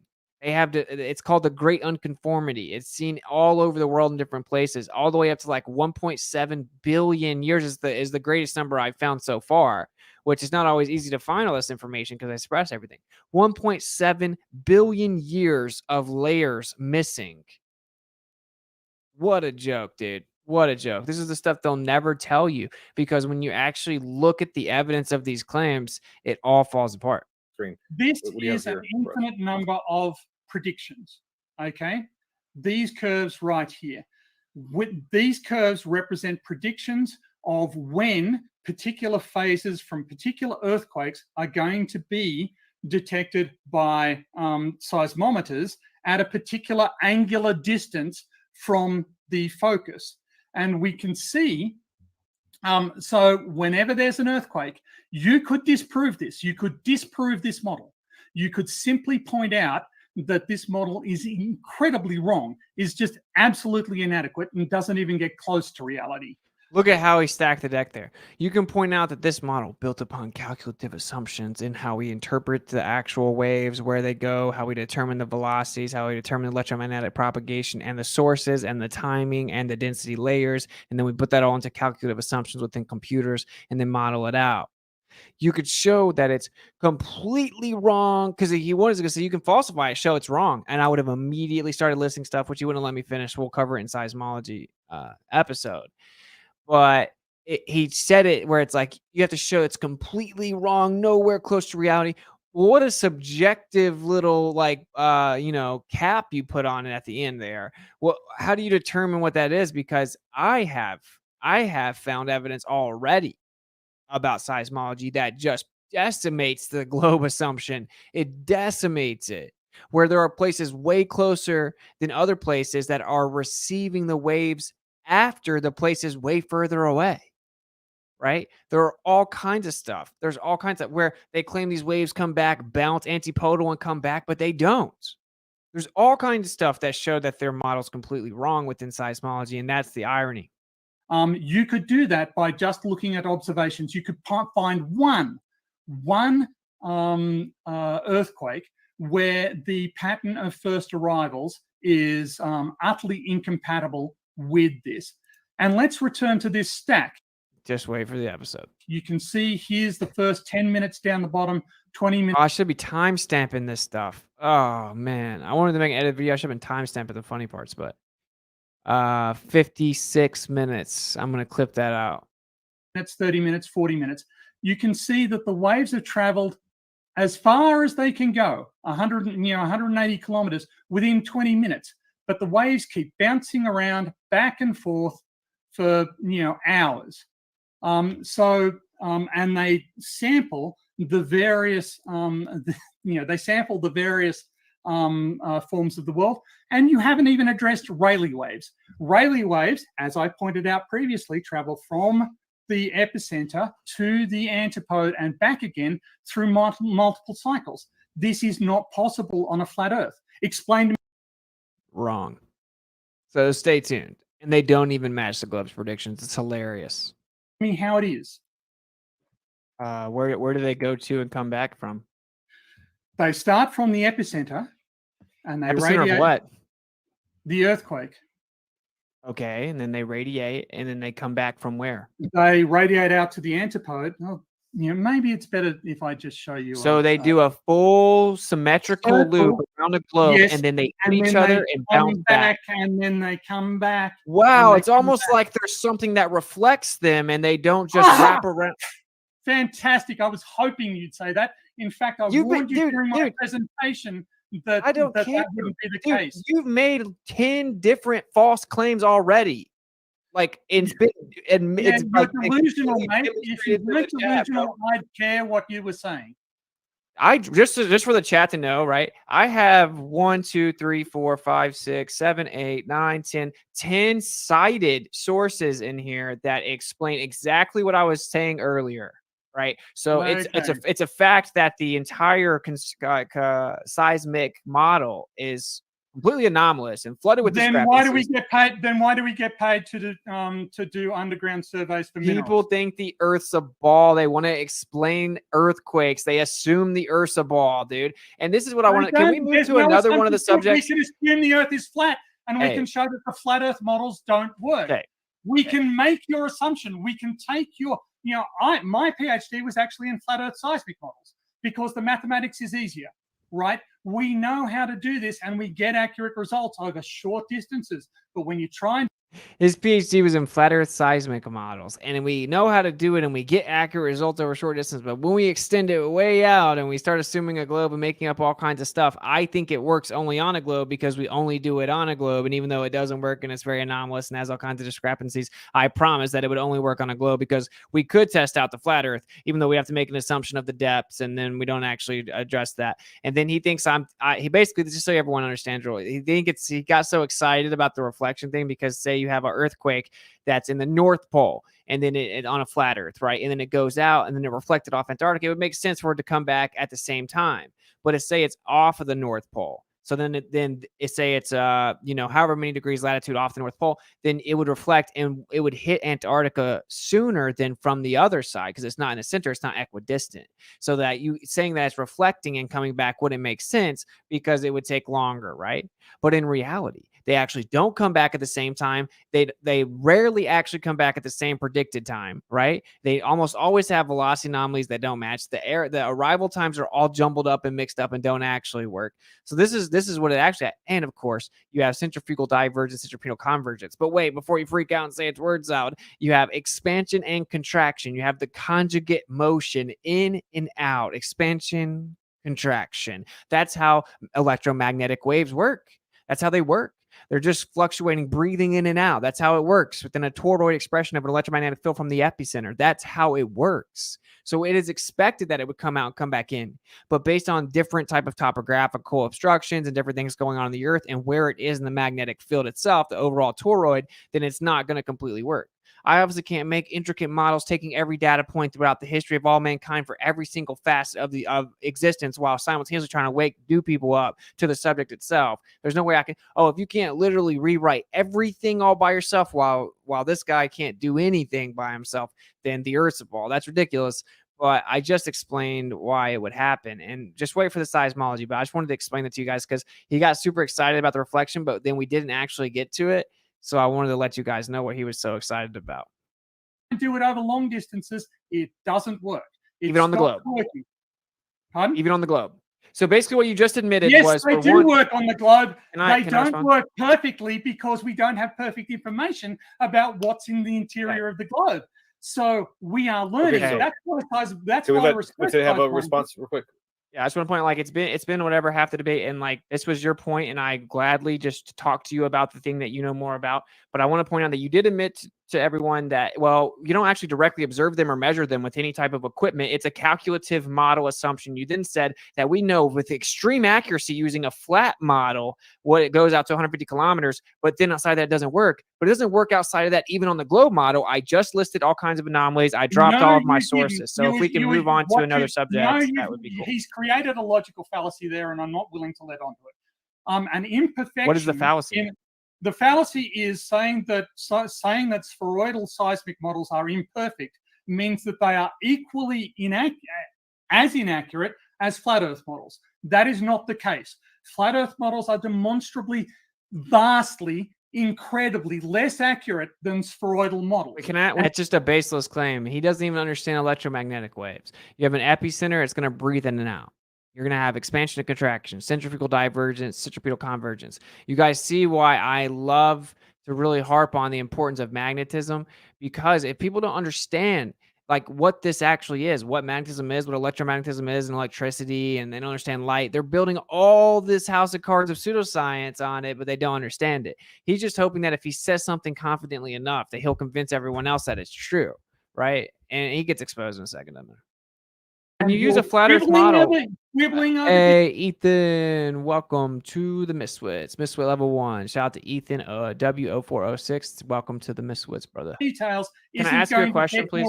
I don't know the answer to this. When you use a flat Earth model, what depth are you using in your model? We can go down to arbitrary depths. That was actually the point of my PhD, was adapting. We can go down as far as you like. We've got numerically stable routines.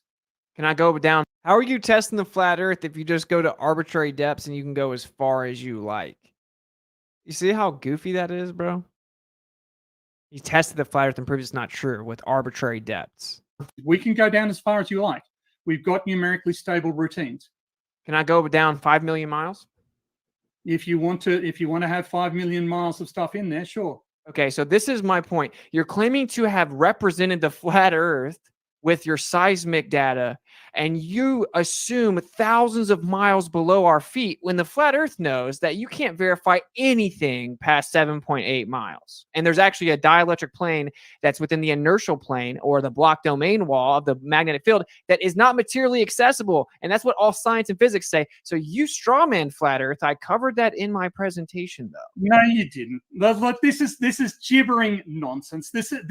These sesquipedalian regurgitations of utter gibberish don't impress anybody, because anybody with an ounce, you use this to sort of convince your flat Earth buddies that you know what you're talking about when you just rabbit off a bunch of polysyllabic gibberish. And it's all gibberish.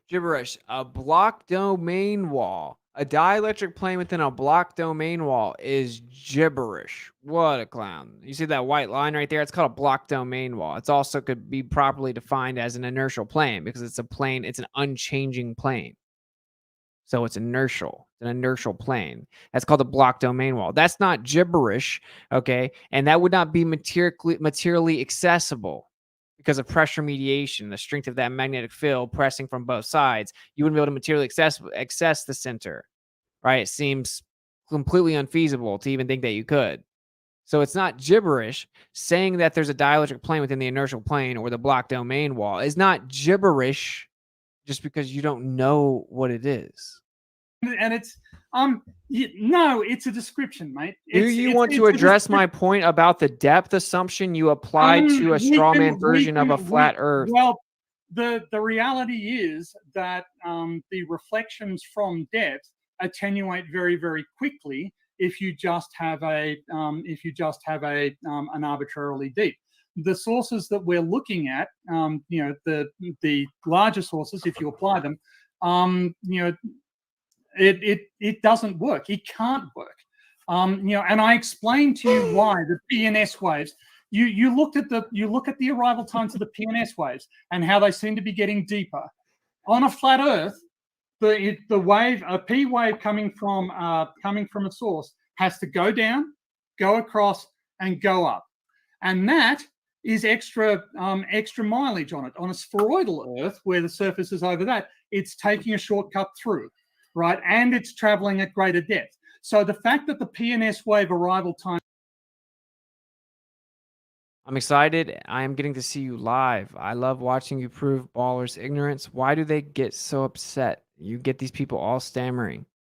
Yeah, it's just like this deep, visceral, emotional reaction to the idea that they may have been deceived, or what they currently idolize as science could be wrong, or that there could be a lie this big, or whatever, intellectual insecurity, certainly in this situation, like, this stupid flat earther's not going to come tell me about what I have my PhD in, yeah, there's a lot of reasons. Emotion overrides logic. Patty the Fly, thank you for the $5 super chat. Much love. Curve down is direct refutation of the flat Earth models. You cannot have the observed material. You say that, but again, you're delusional. You say stuff. You say stuff, my point. and Okay, then, Tony, and let's then, let him. So you Well, respond what, to your, what's his evidence? Ask, what's his evidence? yes. Okay. He's so emotional, bro. And he just always responds to the ad hom that I'm delusional.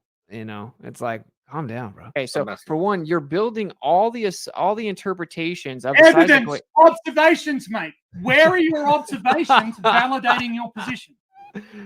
Yeah, so we have this. Bro, that was so funny, dude. What's his evidence? Ask, what's his evidence? This is so funny to me. I don't know what's going on with the internet, man.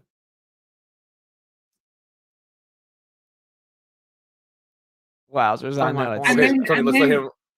Well, respond to your. what's his evidence? Ask, what's his evidence? Yes. Okay. So asking. for one, you're building all the interpretations of the seismic Evidence, wave. observations, mate. Where are your observations validating your position? I gotta do it one more time. Yeah, so we have this. Where are your All the interpretations of the seismic evidence, wave. observations, mate? Where are your observations validating your position? Yeah, so we have the Don't same. argue with me. Don't use your sophistry. Show me your evidence. Show me the evidence. Observations. You're cracking Where are me your up, bro. observations? Yeah, like so we can use the same data that you have, but the problem is that you're interpreting the data based upon all kinds of assumptions, like the different layers of Then the earth, the do the depths of same the earth. analysis without the assumptions. Okay, but we can't. Well, the thing is, we can't verify below 7.8 miles. So you're making a calculative model assumption based on all kinds of theoretical ideas of the layers, and it admittedly doesn't work. And they're constantly changing it. It's just that's guesswork. bullshit. That's Your bullshit. But PhD's in admittedly it pseudoscience. doesn't work. It is admittedly not completely accurate. That is very, very different. That's like saying, like the geodynamo model and modern geology, all kinds of, they're constantly changing what they think that the layers are and the compositions and the density layers. They don't understand. They're constantly changing all of it. This is all interconnected in this giant, wrapped up in a giant pseudoscientific bow, right? Like you have all these assumptions of the geodynamo model, the geomagnetic field within the geology and the specific layers and the makeup of the earth, and then it's all integrated in with this seismology that's based upon all of those assumptions. And so as that changed, seismological data changes. And this is actually how they just now came out and said, turns out that the Earth's core is actually spinning slower than the Earth. Of course, they're saying that, they said it's turning the other way, right? But what that actually means is that it's spinning slower than the surface. So like if I was on the surface looking down at the core with X-ray vision and I was spinning faster than the core, it would look like the core is going backwards because it's going slower than me. And the way that they discovered that was by re-examining seismological data, right? So seismology charts, somebody went back and looked at the old earthquake charts and the old wave charts, and they were like, I think we misinterpreted it. I found something here. I found a pattern here. Or it turns out it looks like the core is actually going slower than we thought. It's actually going the opposite way relative to us. So that goes to show you that they're constantly in a state of limbo, that they're constantly shifting and changing, right? If it was such a legitimate science that proved the globe, someone couldn't go back and look at charts from decades ago and be like, oh, turns out the core is going slower, right? You couldn't make such a huge change to the model by re-examining charts that have already been looked at. It's all just assumptions. That's what it is. I think that radar isn't completely accurate, therefore radar is useless. Okay, No, we can just make up the distance. Strawman.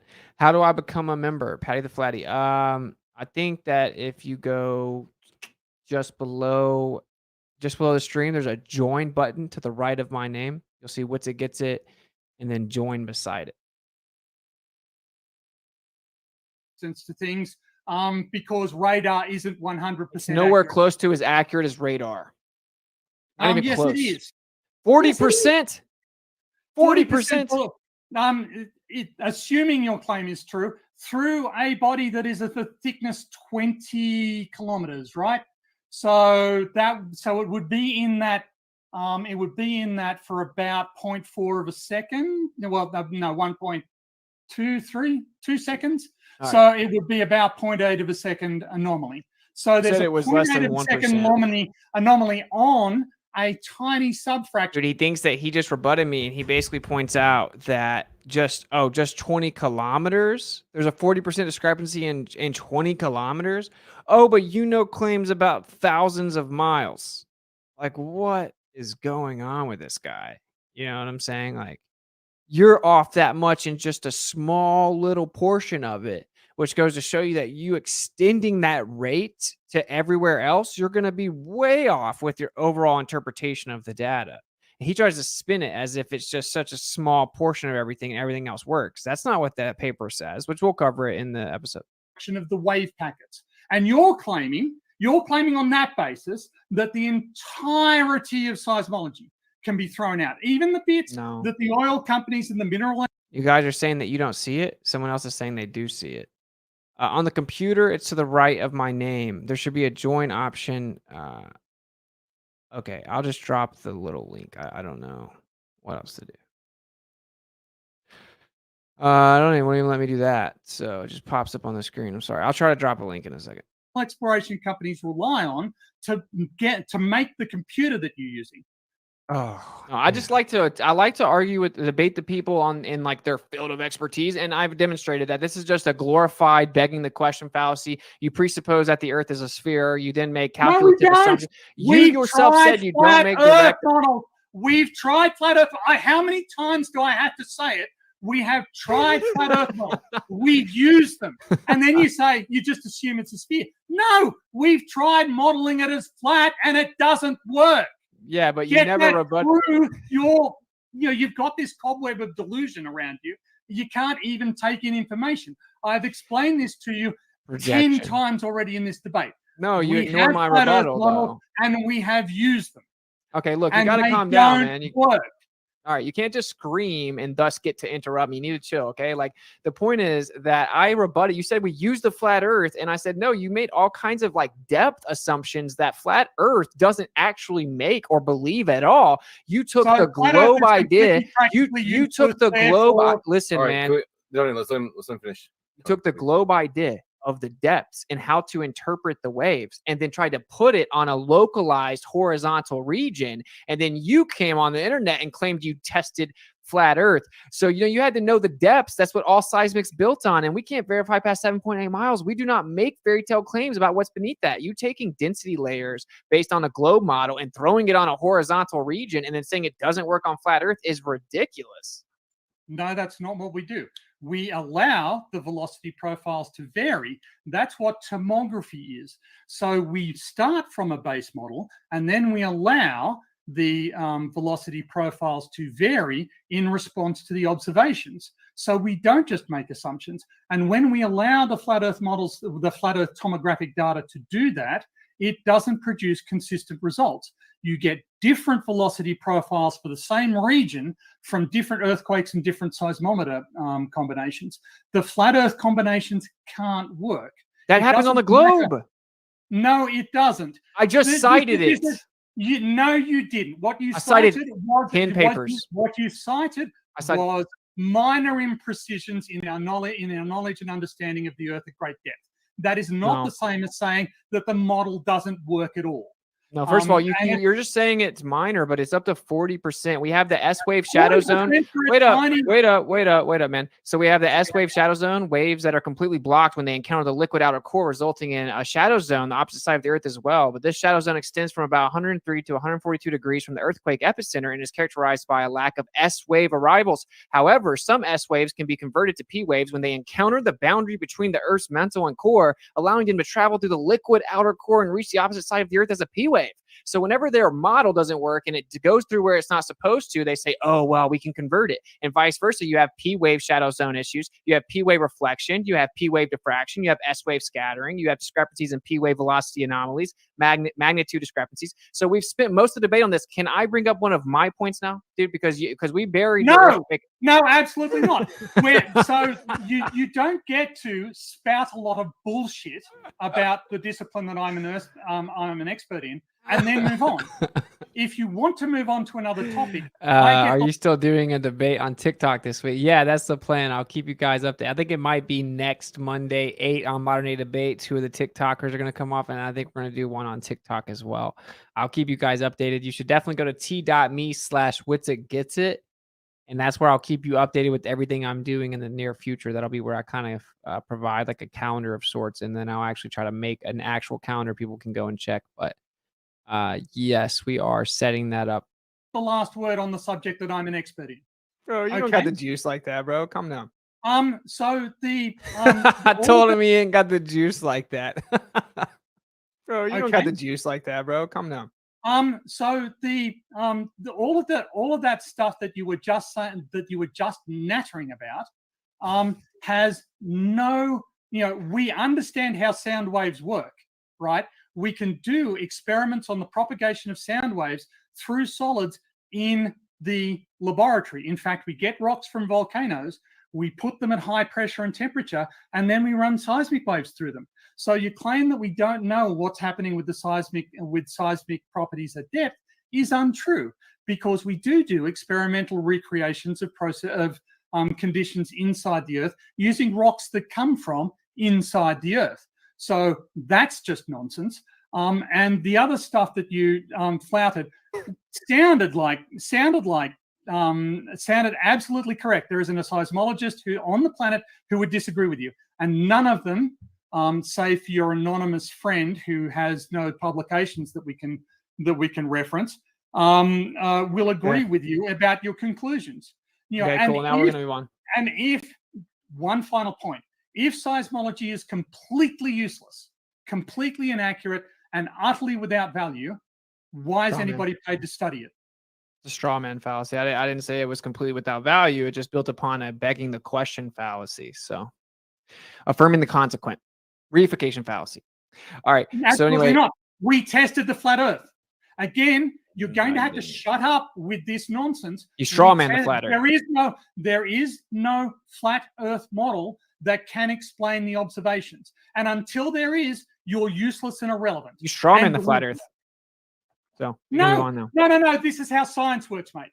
Science is about all it needs a theoretical model that could explain it, and then we're good. Okay, cool. Yeah. So electromagnetic waves coming from an epicenter will expand and contract, breathe in and out. Centrifugal divergence, centripetal conversions, like a toroid that always exists. So you'll have like a vortex around the actual epicenter, then you'll have an expansion and a contraction that actually takes place. As opposed to this belief that the waves just go one way. That isn't true. There's actually a conjugate geometric expression. And if you actually understood the relationship with the ether, you would know that there would actually be basically, you could call it like a negative pressure mediation, breathing in and out. You would have this come from the epicenter, and typically they would contract back in around the same time, equidistant, barring certain anomalies, meaning like certain types of, say it runs into Antarctica, it would come back sooner, right? Certain waves would come back sooner before the contraction or whatever it is. You could have certain situations that wouldn't even necessarily be an anomaly in that situation. That wouldn't be an anomaly if it hit the Antarctica, reflected back. You get waves back sooner than from the other side because that's just doing the contraction. So there you go. I perfectly explained it. Oh man, how do you know? And we actually could come up with all kinds of different ideas as to what causes the earthquakes, what's the actual source of the energy, how does the entire electromagnetic propagation relationship work with the surface and below the surface. We could get relatively close models up to like 8 miles. We could take actual data and utilize it. I could make a way better model. I'm not going to invest my life into seismology, which is built upon speculation station. That's where I have to just take a little train into La La Land and just speculate when there's so much other stuff that we need to focus on verifying, just letting people realizing that we can verify it. And then we should try to work on different understandings and models outside of that. But your model doesn't work and you're claiming it proves that it's a sphere. That's the entire point that the debate is about, is that you're making a model assumption of the Earth that defies physics, and we proved it isn't in fact the case. Out explaining what we observe in reality. Flat Earth cannot explain what we observe. Hey, the insane Pollock, thank you for becoming a member. Welcome to the Miswits. Hey, welcome to the Miswits. And Patty the Flatty, you found it. Hey, Patty the Flatty, welcome to the Miswits. Much love. Thank you guys for kicking it. In reality, and when confronted on the subject, it just goes, we can't explain it. So what? What does that matter? Well, it actually matters. It actually matters, mate, because we do think we get results in the real world. Lives depend on seismic models and tsunami propagation models being accurate, and billions of dollars of infrastructure depend on them as well. And people pay good money to understand the processes that drive them and how quickly they arrive. And you don't get to say all useless. No, I pointed specifically why I was wrong. We can move on, but like just begging the question of the model. You don't get to say it's just wrong and then move on. No, if you want to move on, I specified why it was wrong. Shut up and move on. Well, you're the one that's actually avoiding substantive specificity like it's the plague, you know, like I'm bringing up specific Really, problems I'm the with only it. one that brought in. I'm the only one that has produced. Okay. I'm the only one that has Okay. produced measurements. No, actually, I just showed. You said less than 1% had to correct you in front of the whole room, and now you're pretending you've been teaching me. So, hey, we can move on now. So, there's something called ground wave radio transmissions. Okay. I think the joke's so funny. It was going on like, can I get a PhD? If he gets a PhD, can I get a PhD? Everyone gets a PhD. You get a PhD. You get a PhD. Everybody gets PhDs. Yeah. And so we can shoot them from, according to the military, 3-meter tall tower, a horizontal line of sight propagation over 800 kilometers, right? From like a 3-kilometer, so I mean a 3-meter tall tower. Citation. Yeah, sure. I'll drop a citation. So the point is that I want to see if you can answer the question, which is that if we shoot the propagation, I actually showed this on my last debate, right? Military document. If I shoot horizontal ground wave propagation from 10 feet up and I shoot it 497 miles, right? How could I reach my target almost 500 miles away if there should be 32 miles of vertical earth curvature blocking the horizontal propagation of the radio wave? Wave guiding. Wave guiding. Yes. Okay, you want to explain to me what you're attempting to say? It doesn't answer it. I'm attempting to say that there are physical principles that we can use to guide waves. Like what? In this particular case, I don't know. Yeah, I think you're. But- It's okay to say. Dude, he said wave guiding. I'm like, what? What do you mean? Like there are physical things we can do to guide waves. Like what? I don't know. Here's the Telegram, by the way, that I just made. T.me/WitsitGetsIt. I'll keep you guys updated with everything that's going on, and I'll give you guys exclusive access to a calendar and stuff like that. You don't know. But that doesn't mean that. And again, you haven't shared the reference with me. So how would I have any idea that what you're even claiming is real? Well, it's funny because I dropped 10 references with you that you ignored, but now you want to reference. So, well, you only want to reference whenever you want to try to come at flat Earth. It seems you want to ignore the direct and specific refutations of your misrepresented They're not seismology refutations. evidence. They are minor imprecisions. No, And it's it- 40% isn't minor. And 40% for a tiny fraction of Earth's mass. Yeah, because it was one paper discussing one specific anomaly. Dude, it was only discussing that portion of the Earth's mass. It was just talking about that specific area. It doesn't say everything else worked perfect except this one random little bitty area was off. No, and just wait till I bury it. Wait till I bury this subject. I'm so tired of hearing people talk about it now. People are actually going around claiming that this dude mopped the floor with me. I'm like, bro, you're lost in the sauce, my brother. Geographically limited and very depth limited layer within the Earth. We have huge discrepancies low down as well. So we're not going to go back into that because you're just going to make stuff up. You brought it up, mate. You brought it up. Yeah, I was making a point. If you don't want to discuss it, don't mention it. I said you ignored all the other. Again, no. Again, they are minor. Did you watch my presentation? Well, apparently you want to talk about seismology the entire time. You brought it up again. No. You don't get to just bring up stuff and pretend that, oh, no, it's settled this way. Okay? If you're going to reference the seismic stuff, we'll go back to the seismic stuff. Okay? No, I think I already exposed. If you don't want to talk about the seismic stuff, don't mention the seismic stuff. Well, I know there's going to be really zealous people in the chat that no matter what, they're going to say you're right because you appeal to your PhD over and over. But people that can critically think will hear that actually I had to correct you and you were wrong. It's whatever. It's a begging the question fallacy. How do the radio waves work? That you're delusional. How do the radio waves work? This responds to atoms constantly, dude. What a joke. This is the simple reality, Witsit. You are delusional. You imagine that you have You're an not understanding. very professional. I'm not at work. Am I at work? Am I getting paid? You're in an intellectual setting. What a terrible response. Oh my gosh, dude. I'm not at work. Am I at work? Am I getting paid? You're for in an this? intellectual setting and you're being No, I'm not. I'm talking fallacious. to a delusional man. Self-projection. So basically, this is the thing. But I have observations from reality.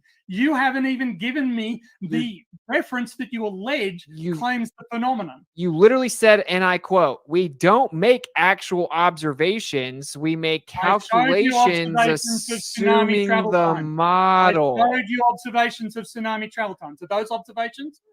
Well, the tsunami travel times don't help you out. Are seismic waves observation? Is the propagation of Rayleigh waves observed and measured? Yes, it is. Well, they're not directly observed as they go through the entire. Rayleigh waves don't go through the Earth. That's why they're surface waves. So they're the surface waves anomalies I've already brought up to you that there are. Yes, I cited it in the chat. Minor anomalies. They don't get you to. They can't explain why it goes around the Earth multiple times from epicenter. Oh, sorry, I was muted. I said they're not just minor anomalies, but stay tuned for the seismology schooling the Globers.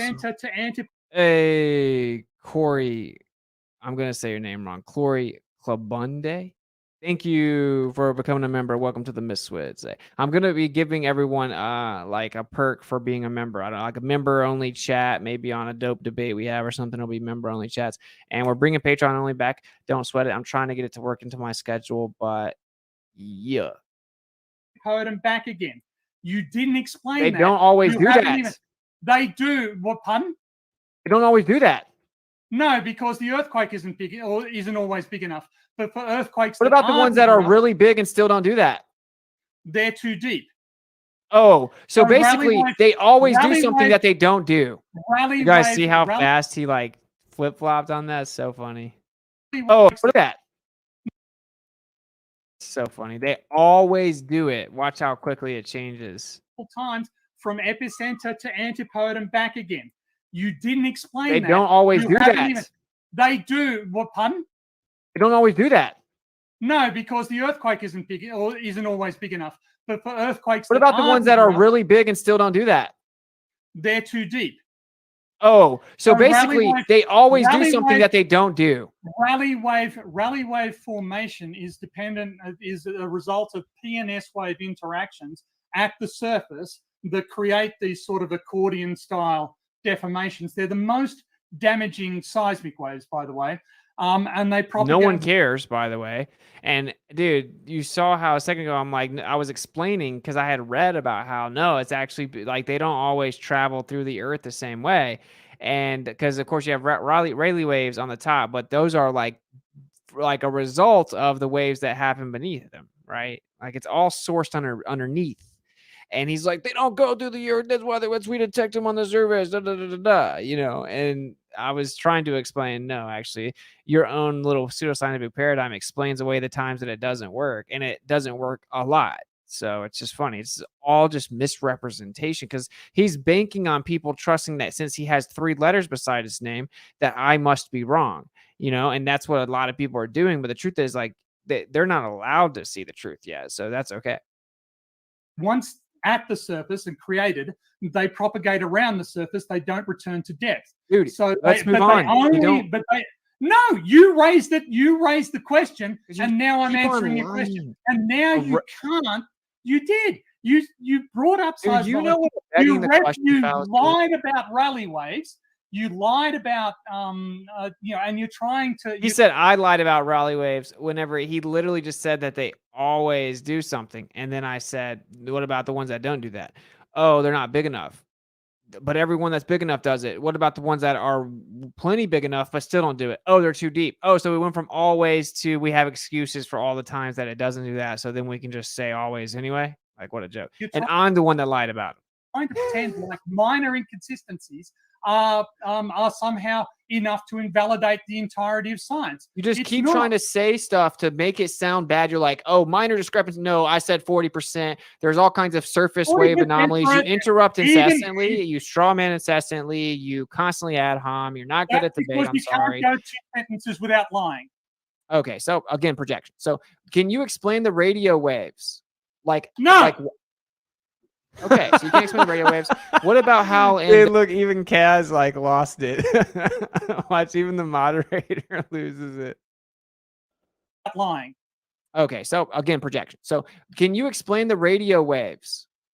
No. Okay, so you can't explain the radio waves. What about how the magnetic field isn't symmetrical? Projection. So can you explain the radio waves? No. 117. 117, dude. I gotta put this in the clip. You're not good at debate. Because I'm you sorry. can't go 2 sentences without lying. Okay, so again, projection. So can you explain the radio waves? No.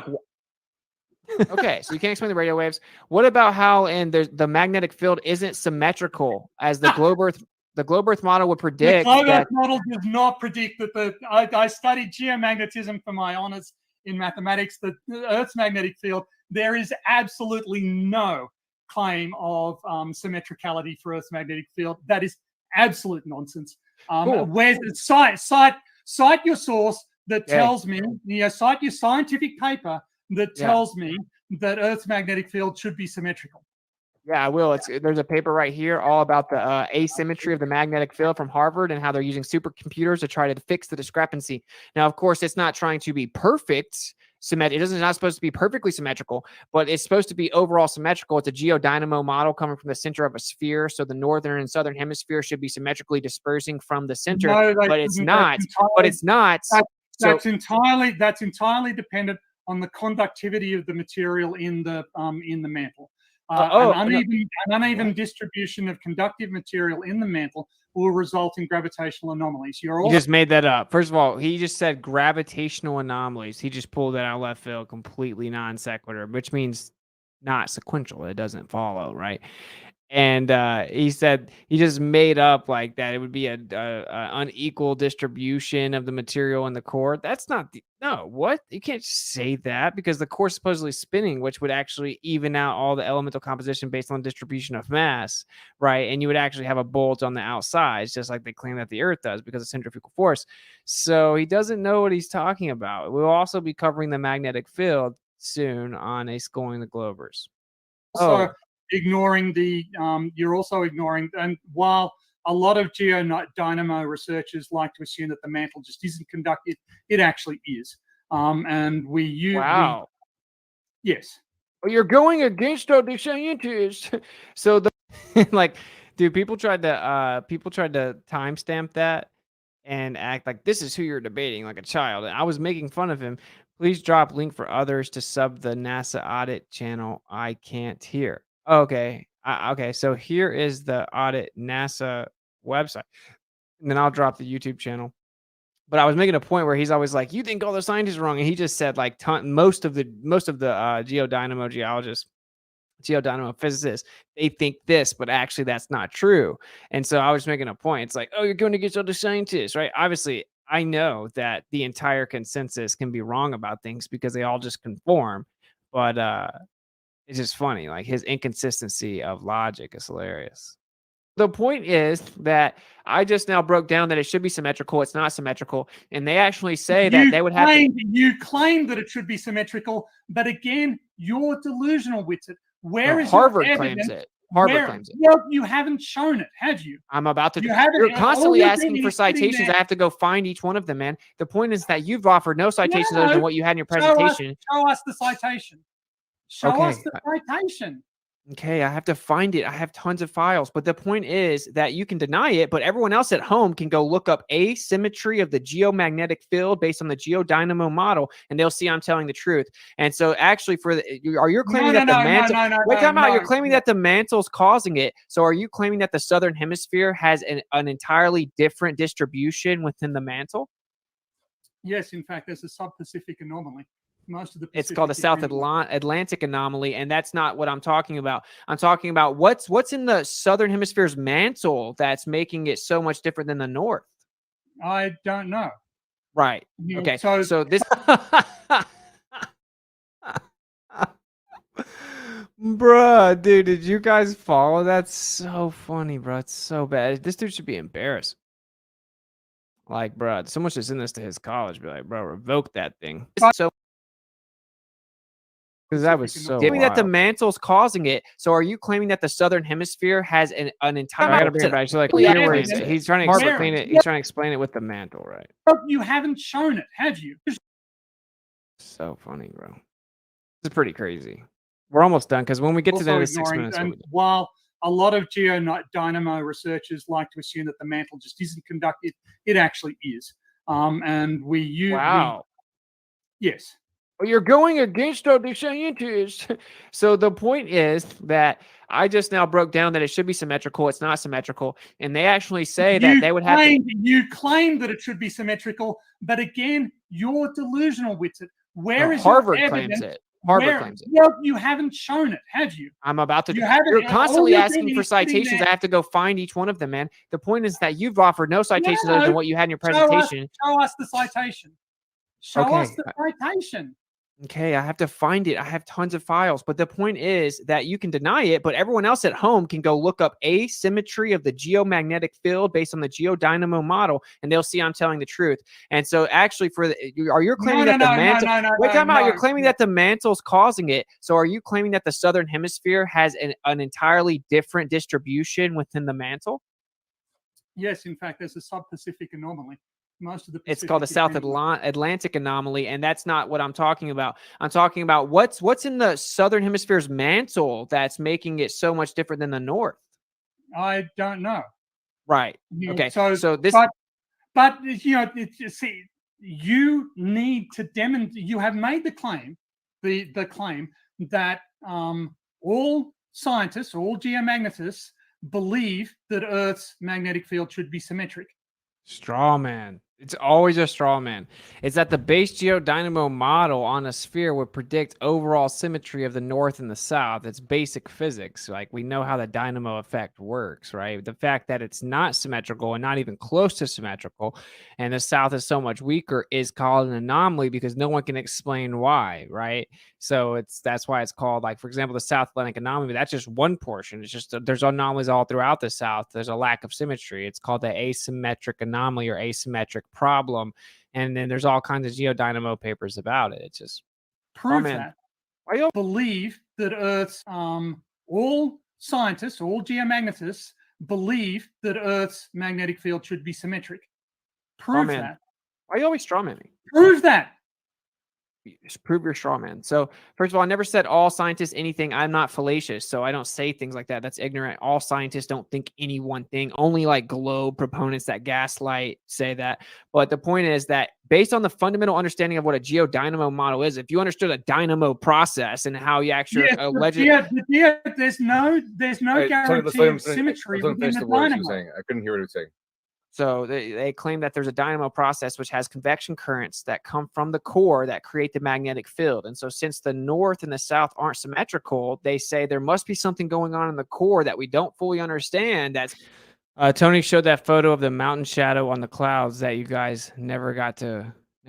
Could you discuss? Yeah, like he specifically said that the bottom of the clouds being lit up proves that the Earth is a ball, which is a joke because we actually have observations where the bottom of the clouds are lit up and the sun is over a degree above the horizon, sometimes 2 or 3 degrees. And in the globe model, if the sun is 1 degree above the horizon, then it's 1 million miles, like 1.3 million miles above the Earth. So if they're claiming that the bottom of the clouds are lit up, which proves that the sun is actually down below the clouds going behind the ball Earth, right? That's why it's impossible for it to be on a flat Earth. Then that wouldn't make any sense in their own model when we see that the bottom of clouds appear to be lit up with the sun over 1 degree above that, right? Because that would mean that the sun's 1 million miles up in their own model. And believe it or not, clouds aren't 1 million miles in the air, right? So when we see stuff in the sun, we see all kinds of like perspective optical illusions, and we have scattering of light within the atmos, which causes different things to go different angles, to be perceived in different angles. More so, light doesn't actually travel, but I don't want to digress. And so then you see different interactions within the scattering of light, causing illumination in different areas. And we have all kinds of optical effects with the sun in general, where perspective plays a major role. So there you go. Like the whole, like the bottom of the clouds light up thing debunks flat Earth is laughable. It's so stupid, but anyway. causing the southern hemisphere to be significantly weaker than the north. It has nothing to do with the mantle. Well, you know, I am your evidence, the evidence. So you've pulled a Swifty here. Your assertion was in your presentation that because there are asymmetries in Earth's magnetic field, therefore the Earth must be flat. No, that's not true. I can tell you just from variations in mantle conductivity. It's just all straw man fallacies, man. It takes so long to review these. You've pulled a Swifty here. Your assertion was in your presentation that because there are asymmetries in Earth's magnetic field, therefore the Earth must be flat. No, that's not true. I can tell you just from variations in mantle conductivity, there should be asymmetries. And your claim that there shouldn't be asymmetries is false. Your claim that the paper you're referencing suggests that the geodynamo model is completely wrong, or that the flat Earth, the northern hemisphere. So, no, delusion. You're delusional. You asked me to cite the papers. I just. Yo, dude, he was strawmanning, and he's gonna strawman some more, dude. Actually, yeah, the papers that I will be citing on Schooling the Globers and probably future debates specifically do say that our current understanding of the geodynamo model doesn't work at all. The model is wrong and will have to be drastically updated. Our current models don't work, not even theoretically, not even mathematically. Even with supercomputers, we can't get them to work. We can't even explain them with any known physics. That the current geodynamo model is wrong. Of course, I never said that these papers claim that the Earth is flat. That's absolutely ridiculous. Claim that the paper you're referencing suggests that the geodynamo model is completely wrong, or that the flat Earth, the northern hemisphere. So, no, delusion. And the reason it's a straw man is because he was about to say like, or the flat Earth something, right? Which is a straw man. And I never said that they claim the geodynamo is completely wrong. Like within their like assumption, there's a few things that they can decently explain with the idea of a dynamo process coming from the core. It's very specific. It's the asymmetric distribution problem.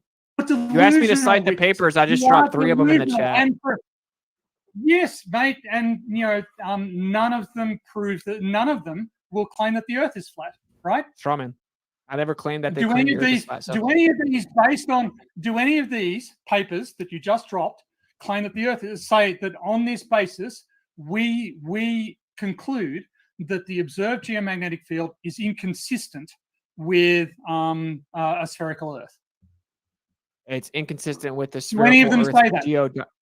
Geodynamo model. I just cited it. No, so just so the audience knows I'm not lying about citing it, because you're just ignoring them. So there's the Southern Hemisphere Geomagnetic Field, the new insights into secular variation in geodynamo space science reviews 206, 207 through 233. We have the Southern Hemisphere ionospheric asymmetry and total electron content and its relationship to large-scale Birkeland currents. And we have the Southern Hemisphere geomagnetic anomaly, evidence for a hemispherical difference in core mantle boundary heat flow.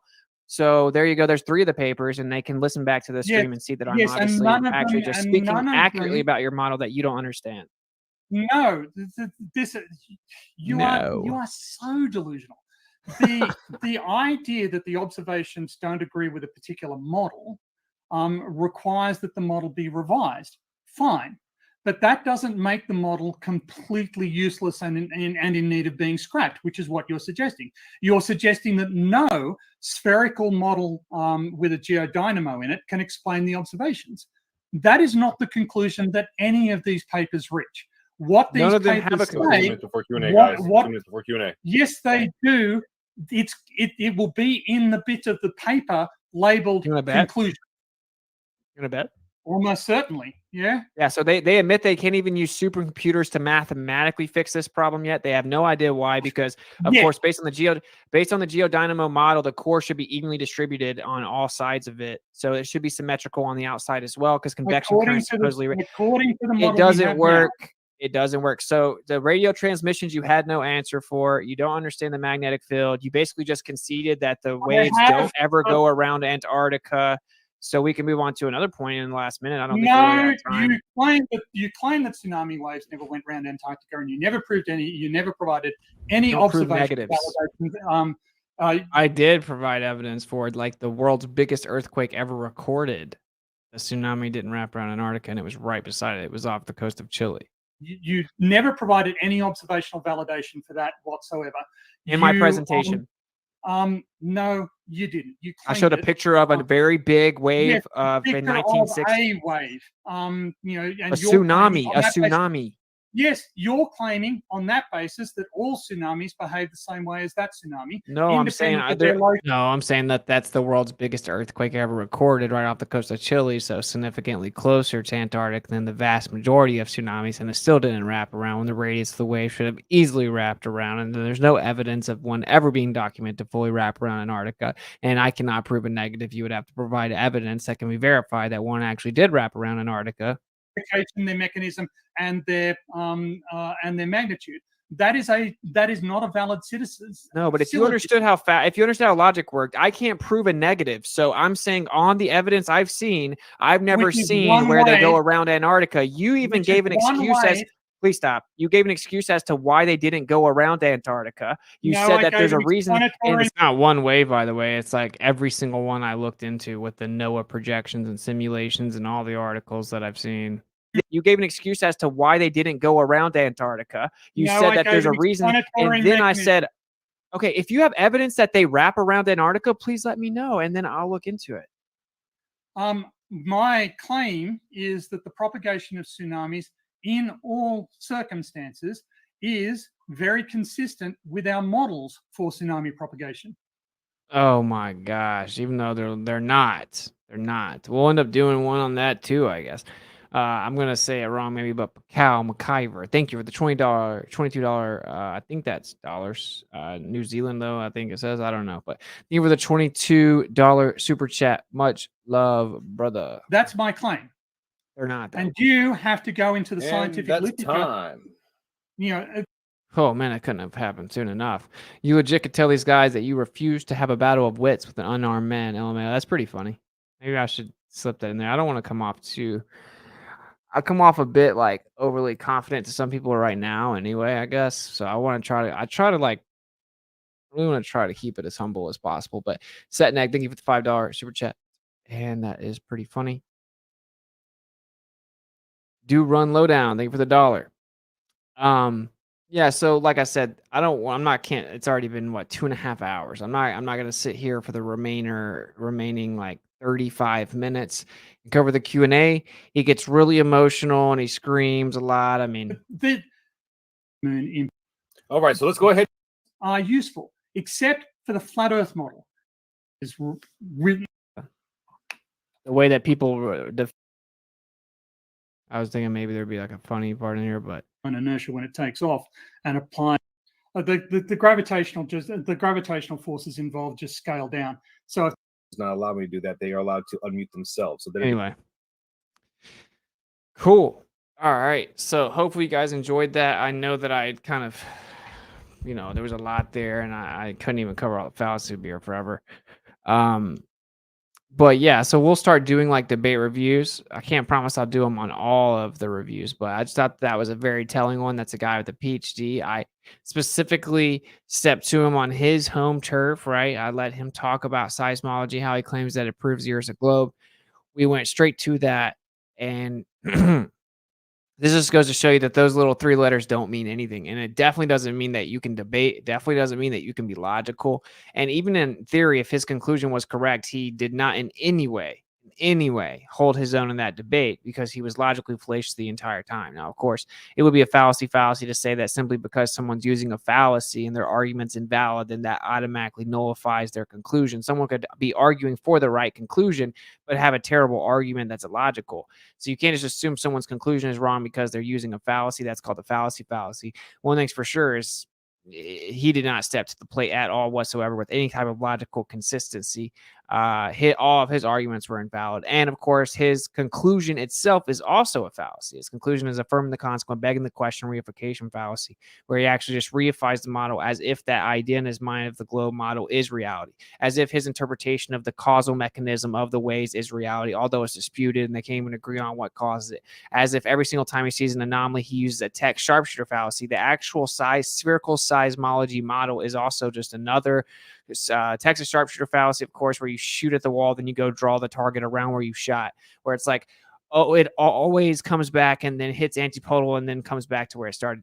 What about when they don't do that? Oh, they're not big enough. What about when they're plenty big enough and they still don't do that? Oh, they must be too deep, where it's no matter what, you always hit your target because you just constantly shift the goalpost and knock the pieces off the board if you don't like the way that the game goes.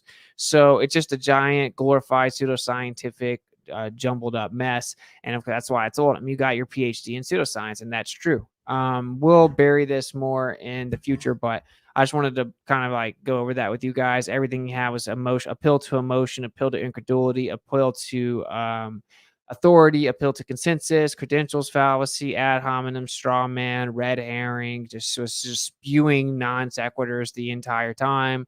Everything he did, all or nothing fallacies, everything he did was a fallacy, pretty much, right? Genetic fallacy, like because I'm saying it must be wrong, that's a genetic fallacy, but normally it's about like who you invoke as your evidence is how it's typically applied. Yeah, so there you go. You guys get it.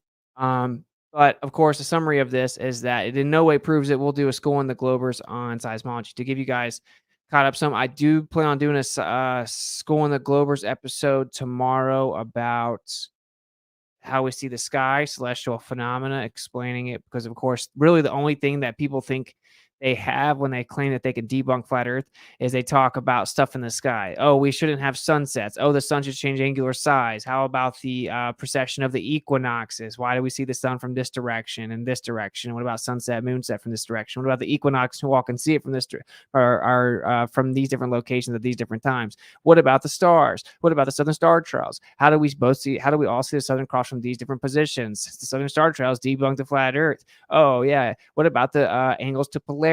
What about how we do celestial navigation? What about eclipses? You can even predict the location of the eclipses on a plain Earth, and all of these claims about the sky. That's really all they have is this straw-manned model of flat Earth, where they limit the explanatory power of a plain Earth due to basically like their unwillingness to even truly examine the position for what it actually is. So we're going to address, of course, that you have an azimuthal grid of observability. You see everything through that lens. Understanding that, you can actually explain all of that phenomena. So that will be what we cover tomorrow. So we'll be schooling the Glovers, not specifically just about their model, but partially about their model, how they made their model with looking at the sky, hijacking perspective, and then improperly applying it to a presupposed tangible convexity of Earth curvature. All right, cool. I am like starting to get tired. So if you think that I get a little bit wordy sometimes, it'll start to get where I'm just like just throwing stuff out of my brain at you. So we're going to wrap this up. Thank you guys for kicking it. Nickel Boy, thank you for the $20 super chat. Much love. Greatly appreciated. All right, thanks for kicking it. Go to t.me. I threw it in the description, t.me/WitsitGetsIt. I haven't posted anything in there yet, but that's the new one that I'll be keeping you guys up to date. So I'll be like, okay, this is the tentative schedule for this week. These are my appearances of this week. This is what I'll be doing on this date. This is when this movie comes out. This is when the level comes out. I'll be in the level documentary. This is when it comes out. This is when I'll be on Modern Debates doing this. This is when me and Kayla will be debating the guys on TikTok. This is where me and Caleb and I will be debating on Modern Day Debate. This is when I'll be having this person with these credentials coming on the show and this guest coming on the show. And then this summit will be then blah, blah, blah. I'll try to create a calendar where you guys can actually go to the calendar. I may just keep it pinned inside that channel, but I'll be dropping all kinds of stuff. I also just drop like funny memes, truther memes about what's going on now. So you can kind of keep up to date with all of like the world's psychological operations as well. So I really want to build that channel so that I can keep you guys up to date, and it can effectively be used for like notifications. Eventually I do want to get an app made so that you guys can always get notified when I go live, even if I get kicked off YouTube and censored, or YouTube's not sending you notifications. You can have this free app that'll still give you all kinds of notifications. So we'll get that all figured out. the Audit NASA newsletter should finally be coming out, as long as I can get time to finish it, 3:30. So that is not tomorrow, which is technically today, but the next day. So that'll be Thursday. Yeah, cool. So the 3 different Instagrams is t.me/Witsit streams. That's where you'll get all the stream resources. So that's going to be very useful for stuff like scoring the Globers. I'll give you all the resources backing up what I explain in that episode, and just different resources of what I'm researching at the time. I was going to cover another article with you, but I'll save it for another time. It's another good subject. We'll also throw a poll in the Telegram where and really, I usually list the polls in t.me/Miswits. That's where it's a chat. You can text and talk and send videos and audio and YouTube links and different files and PDFs. And we go back and forth. You're able to meet a bunch of cool people from the channel and kind of build rapport with them in the community. It's super cool. So that's t.me/Miswits. You got t.me/WitsitGetsIt that keeps up to date with everything. And then t.me/WitsitStream. So yeah, I got 3 Telegrams. This is what it is. I think it's the most efficient way to keep everything organized. I'll start putting all the links in the chat. That's the best way to get a hold of me, is to message me on Telegram. That's I think it may be at Witsit now. It's actually at Witsit on Telegram, because I realized I had an old account and I had to delete it. So word salad, bro. Yeah, for sure. So at Witsit on Telegram, WITSIT. And that's the best way to reach me. I'll still try to catch up on the emails, but it's just we got a lot going on. So there's kind of an update. I would prefer to not have to go through all of this all the time on the stream. It'd just be real cool if people can move over to t.me/WitsitGetsIt, and you guys can keep up to date. And I'll get a calendar, and I'll even try to let you guys get a calendar in this description too, in case you can't get over to Telegram, but you should definitely consider going there. It's the best way to communicate on the internet today. Okay, cool. Thank you guys for kicking it. I haven't really been getting anything in the PO box, so there's not really much to cover there. But if you guys do send anything into the PO box, I will of course open it and thank you guys on stream. I do have a couple things that I got that I will mention on the stream in a coming stream, but anything sent through the Telegram, through snail mail, so through the PO box, I will. So you write a letter or whatever. If you want to write a letter, I'll read it on stream. That is PO Box 171433 Spartanburg, South Carolina 29301. Cool. Witsit at protonmail.com. Thank you guys for kicking it. $ Witsit, get your cash app. Witsit, our paypal.me/innerworld. If you want to support, I think link should be in the description. I don't remember. Anyway, we got a lot of stuff coming on. We're finally getting it all smoothed out, trying to really create a schedule that I can stick to, trying to put out a team that can help me with maybe editing videos and kind of help keep up with some of my schedule and stuff, because there's just so much on my plate right now. It's hard for me to keep up. But thank you guys for kicking it. Seek and speak truth unequivocally. The weak find contentment in the consensus of ignorance. So intelligent people don't care what ignorant people think. I need to leave that one out of it. But yeah, anyway, like, informed people don't care what ignorant people think. Strong people don't care what weak people think. What's popular is not true. What's true is not popular. Whenever they revile you for his name's sake, rejoice. For they did to all the prophets before you, to just stay strong and then speak into the face of ignorance and societal ostracism, because you kind of got to expect what's going to happen. But we are on the tipping point. It's about to get to the point where this stuff can no longer be held back. And I am quite sure about that. Within like this year or next year, there's going to be a major shift in the environment of a lot of this information that we cover here, and that a lot of this community is trying to get out. So looking forward to that. Cool. I'll catch up with you guys tomorrow. Scoring the Globers. I think that's episode 7. And it will be a good one. It's about celestial phenomena on a flat earth. Till later. Peace.